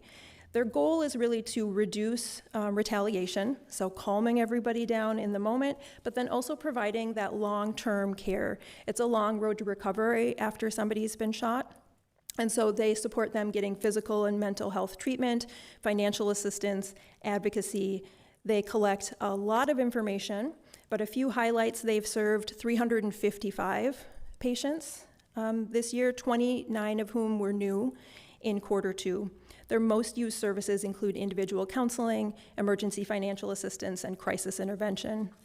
I will note that I had a couple of staff from Next Step here, but unfortunately they had to leave before we were able to do the presentation. Looking ahead, there's always more work to be done. We plan to complete our first annual department report this summer. We're also going to release a public dashboard for violence interrupters with the help of Cure Violence Global. Spoiler alert, it's actually already on our website, so you can already look at that dashboard right now. We plan to continue to develop and update policies and procedures. This was always our plan, but now it's also tied to our work plan to address the recent city audit. And earlier this year, we started a gun violence problem analysis. We'll continue working and gathering data on that to help us guide programmatic decisions in the future. We'll continue the community engagement in Uptown and working with MPD to refine the shooting alert pilot. And lastly, we're working on the next iteration of community trauma response. As I noted, A Mother's Love will be kind of the first case in helping us increase more closer to real-time dispatch. We haven't done any dispatching of services like that before, and so hopefully by September, we'll have that up and running in North Minneapolis. Thank you. Before I had colleagues you can start like preparing the questions you're gonna have. That way we can read it for our clerks to have on the record, so then we can forward it to staff. So feel free to start thinking some of the questions you might have, so we just read it to our clerks before the meeting ends. All right. Welcome, Director Hodney. Good afternoon, Chair Chavez and council members. I am Joni Hodney, the Director of Minneapolis Emergency Communications Center.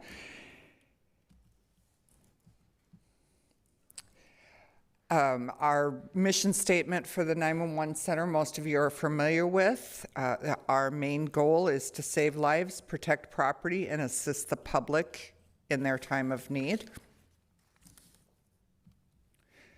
Through some of the Q2 highlights, we've done about 158,000 calls in the second quarter, which is remaining about steady with past history during the same time period. The call volume starts to go up a bit in June, and we are seeing that increase on Q2 here, where it went up about 2.8%.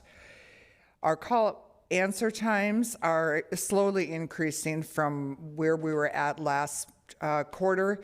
We are up to about 87% of the time that those calls are being answered within 15 seconds, and over 90% of the time that those calls are being answered within 30 seconds.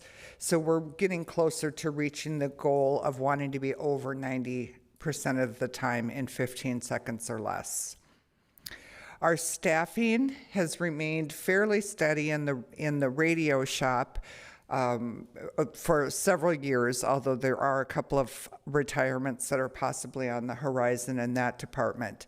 For 911, we are down about 9 employees right now. I've got 9.5 here because I do have some part-time employees. We have 5 people starting on Monday, so that will help to fill the gap of what we're short right now. The biggest challenge that we are running into as the call takers and dispatchers, or PST2s and PST3s, get trained and learn their jobs, it's the promotion from being a PST2 call taker into being a PST3 dispatcher. The call takers have developed a certain amount of seniority on the area that they're at right now, and if they transfer over to the promotional role of a dispatcher, they often lose that seniority and go to the bottom of the list. That's creating some not a lot of drive for people wanting to do that promotion. They are 2 important jobs, but very different jobs. So right now, to do a balance with that, we are detailing some of the employees to be able to start to learn the dispatch position, but we are going to need to find some ways to encourage them to permanently promote to that. The amount of time it takes to hire and train is also another one of the challenges that we face. The group of 5 that we have coming in right now, the ad has been out there. They've been through backgrounds for several months before they actually get into our department, and then there's 3 months of training. So when this was first placed, we were only down a couple of employees, and since then had lost more. So we really need to be able to look at that attrition rate that often happens, especially with new employees coming into 911 and discovering this just isn't a job for them. Our quality assurance is still staying steady with about 95.2% of the calls measuring at a high quality assurance standard. Our software that we've been running through GovWorks that's analyzing more of those calls than what a human can do is showing that number to still remain up in the upper 90 percentile for our quality assurance. We're doing some adjustments to that software right now to help pick up on some of the nuances that a computer can't measure when it's going through, and we have to tell it how to recognize, for example, a weapon. There's a difference between someone standing in the kitchen chopping onions and has a knife in their hand while they're arguing with someone versus somebody waving a knife around and pointing it at someone. So we have to teach the system to do that. But we are getting more supervisors, managers involved in looking at that and helping to narrowed down some of those, so I hope to have it fully up and running for all employees by the first of the year. We continue to work with mental health and keeping the staff moving in a good, healthy condition. We've got some peer support training that goes on a regular basis. And then, of course, our collaborative work with the fire department, with BCR, the police department on the response times, which I'm sure you'll hear about more, and successfully navigating some of the requirements of the safe and thriving communities. The radio shop has updated all the dispatch councils, and they are working on making sure that the Armor interface to the computers is working properly. Our embedded social worker program is still showing to be successful. She's taken about 260 incoming calls since the program started less than a year ago. She's done 87 referrals to different resources like housing, substance abuse needs, and about 13 of them have been referred to police embedded social workers where maybe a face-to-face interaction might be more appropriate.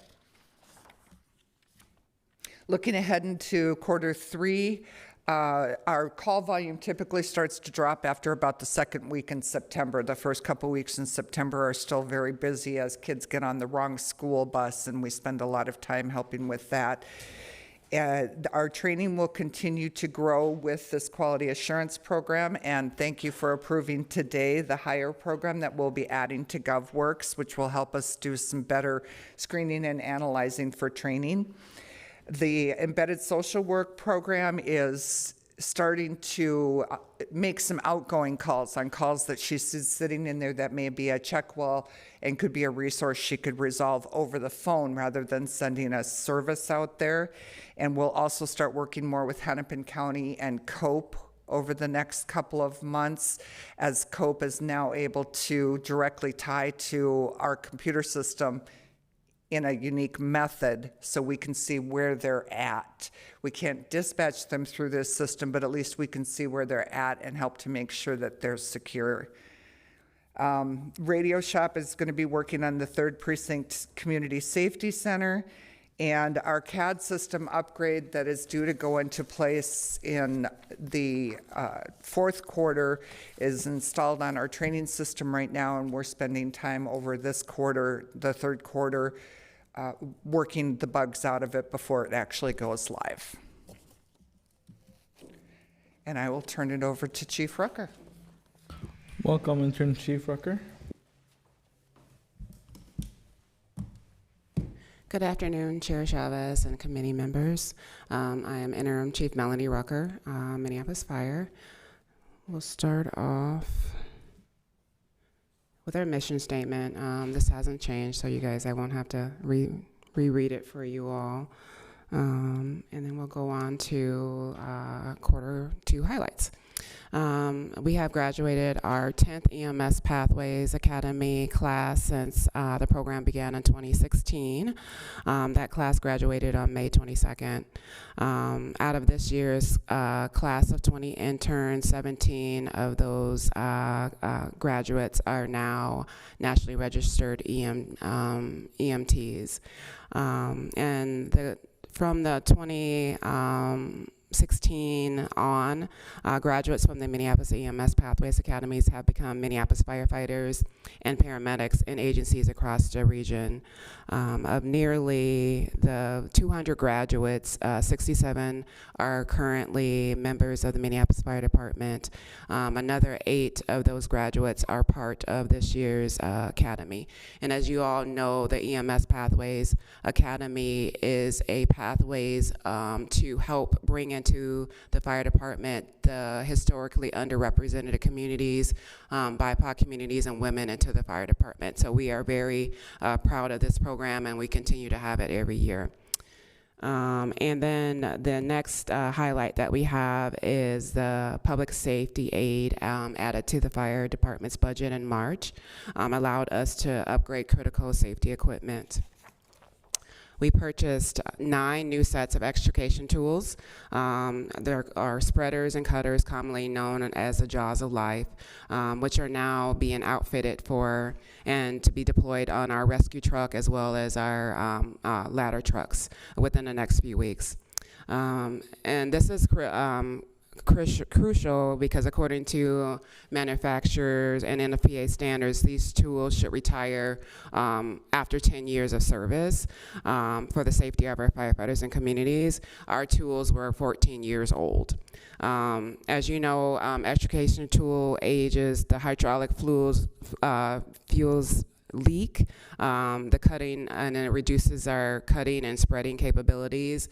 The metal components can become fatigued, and older tools struggle with today's reinforced vehicle designs. And all these factors create risks to slower extrications, unexpected tool failures on scenes, and increases the danger for both firefighters and trapped occupants. So these upgrades have significantly improved reliability, performance, and overall operations for safety for the fire department. And so with that, we also, with the aid, we also purchased 18 new sets of turnout gears for our graduating cadet class. And then, you know, with that, I want to thank Councilmember Vital and the entire council for this support and investment in firefighter safety and the community's protection. And then going on to our staffing and leave pressures. This is very important to us because, as you know, our total sworn FTEs for the fire department is 434. We are currently operating with only 412 firefighters, and of that 412, 13 of those sworn FTEs are actually within administration and training, so they're not actually operational or on the field. So we're at a minimum of like close to 400 or under 400 at this time. And this is primarily due to retirements and a small number of young firefighters that are leaving for better opportunities. Other fire departments that used to be volunteer are going to full paid fire departments, and their starting salaries are higher than ours, but you know, long-term stints of ours is a better opportunity for them to stay here, but they're reaching for that first immediate large number, so a lot of them are moving to other departments for better opportunities.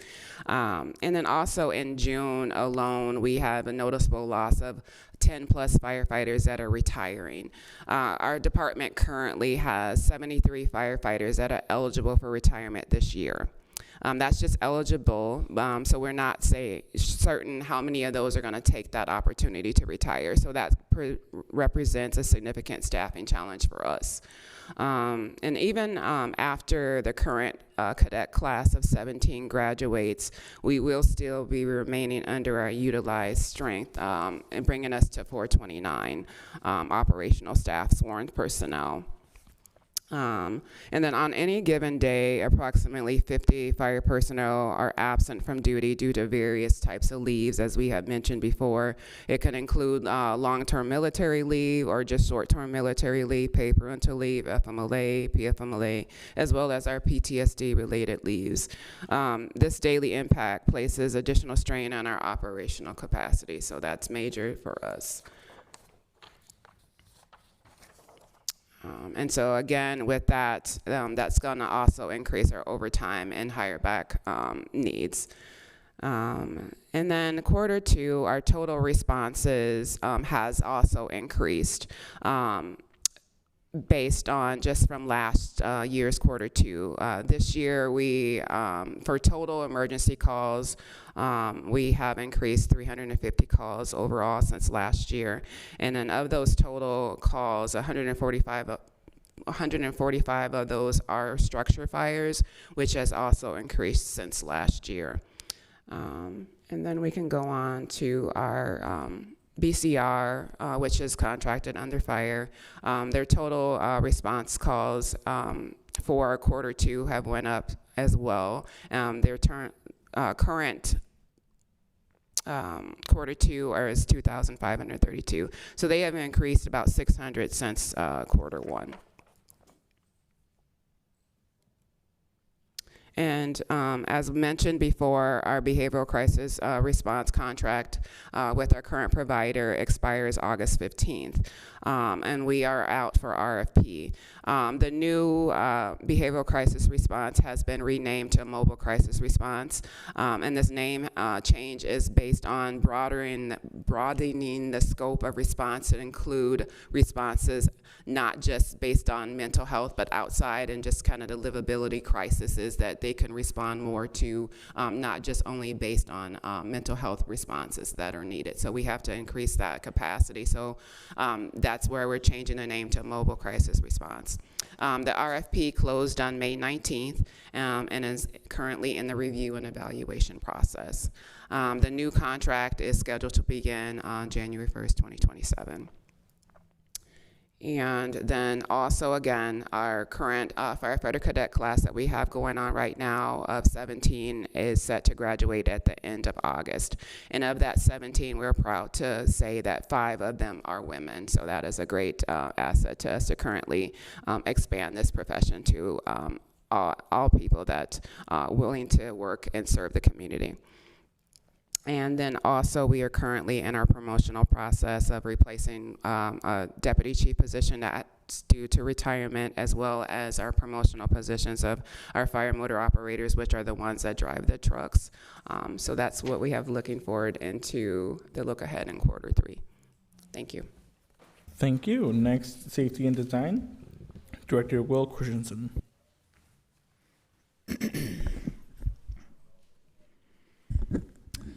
Good afternoon. I'm Will Christensen, Director of Community Safety Design and Implementation. Today's update will cover the Q2 highlights and Q3 look ahead across the Safe and Thriving Communities Plan and work group, the asset and gaps analysis, and community safety centers. First, in Q2, we've continued our annual review of the Safe and Thriving Communities Plan and implementation of that plan, assessed how active projects are going forward across departments and partners.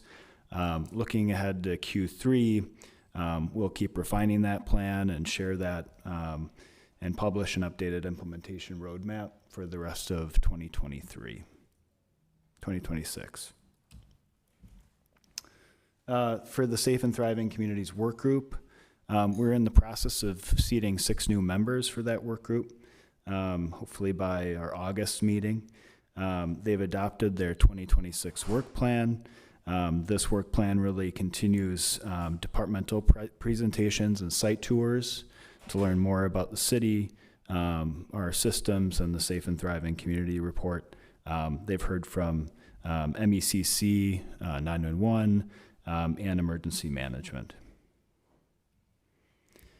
Last week, Council approved a $2.5 million burn grant to support research and alternative response development. This work will help us fulfill recommendations from the Safe and Thriving Communities Report and the asset and gaps analysis. As I mentioned last week, data analysis is focused on 911 problem nature codes, and which ones we can responsibly divert from law enforcement to alternative response. Again, 2 pilots are being coordinated with PMI and OCS, the civilian response to non-injury traffic incidents, and a juvenile deflection program. Shifting to community safety centers, our near-term operations and facilities work.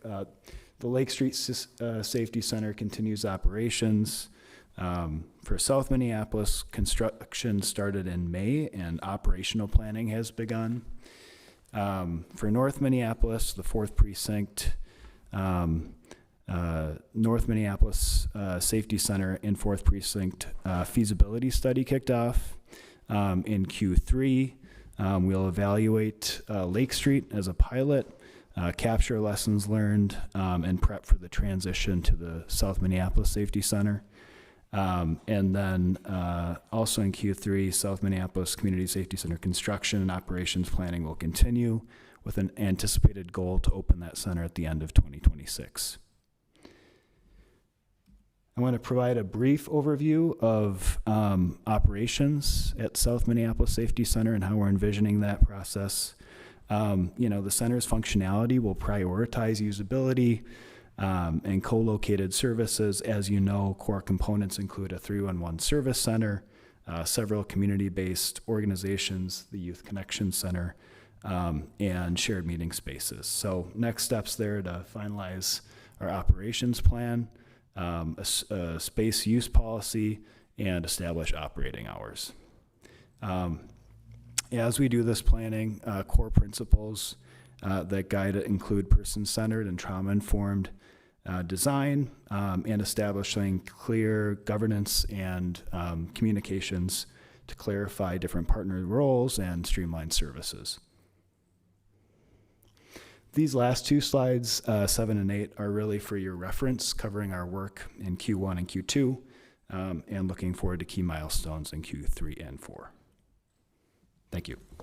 Thank you. Then next, and actually last, I think we have the Minneapolis Police Department. And then colleagues will be ready to read our questions, and then we'll be done.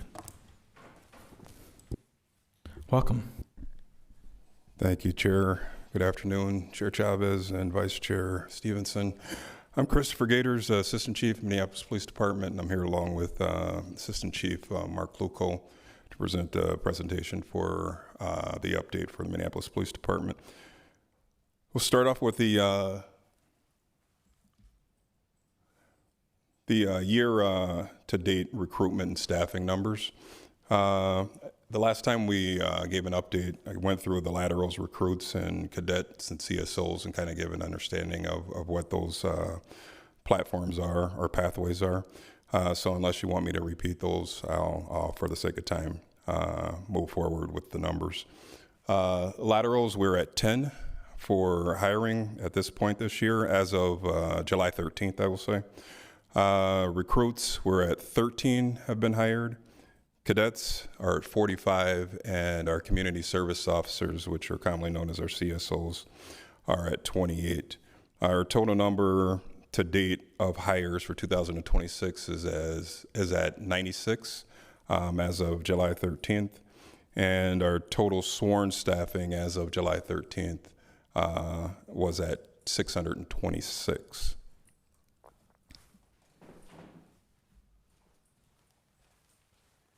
Welcome. Good afternoon, Chair Chavez. I'm going to handle the next couple slides. Council members, thanks for having me. Our real North Stars for operations are clearance rates and emergency response, so investigating crimes that have occurred and then getting to people as fast as we can. This slide represents what we did in 2025, and what we did in Q2 will likely, the results will be shown in Q3, 4, and beyond, because investigations take time to complete, and that clearance rate that I think we heard from earlier, we heard from Lieutenant Schroeder, the clearance rates continue to go up, and as he shared, we're very proud of our 85% clearance rate for homicides. So the other thing that we saw in Q2 was the extension of Q1's progress related to response time. Response time across our organization was intolerable over the couple of years in which staffing was a challenge, but we did find ways to increase our response time, decrease our response time, and increase our service by getting to our 911 response emergencies quicker. We did that through a number of initiatives. I think you've heard of some of these, but I'll be real brief on them. We've done these juvenile outreach initiatives. That has helped. I think Lieutenant Kelly O'Rourke has presented on that. That has helped a lot with our juveniles and made sure that we didn't have quite as many problems in the community. We've also implemented this JEB. We call it the JEB, the Jail Efficiency Beat. It's might be you may have heard of it, but what it's done is allowed our personnel that are assigned to the precincts handling emergencies to rely on people that are working the JEB, just a couple of folks who are taking their arrested people and dealing with sometimes several hours it takes to get someone into jail, and then allowing the personnel to get back on the street. The JEB is staffed with overtime, and it's the people that are investigative folks and people that aren't quite as adept at handling emergencies, or frankly doing the work out in the community that we rely on from our precinct folks. That's turned into a big change in our response times because our officers are getting back into the, I saw you just look at your clock, sir, I'll be quick. Getting back to the service of answering 911 calls and making arrests when they have to.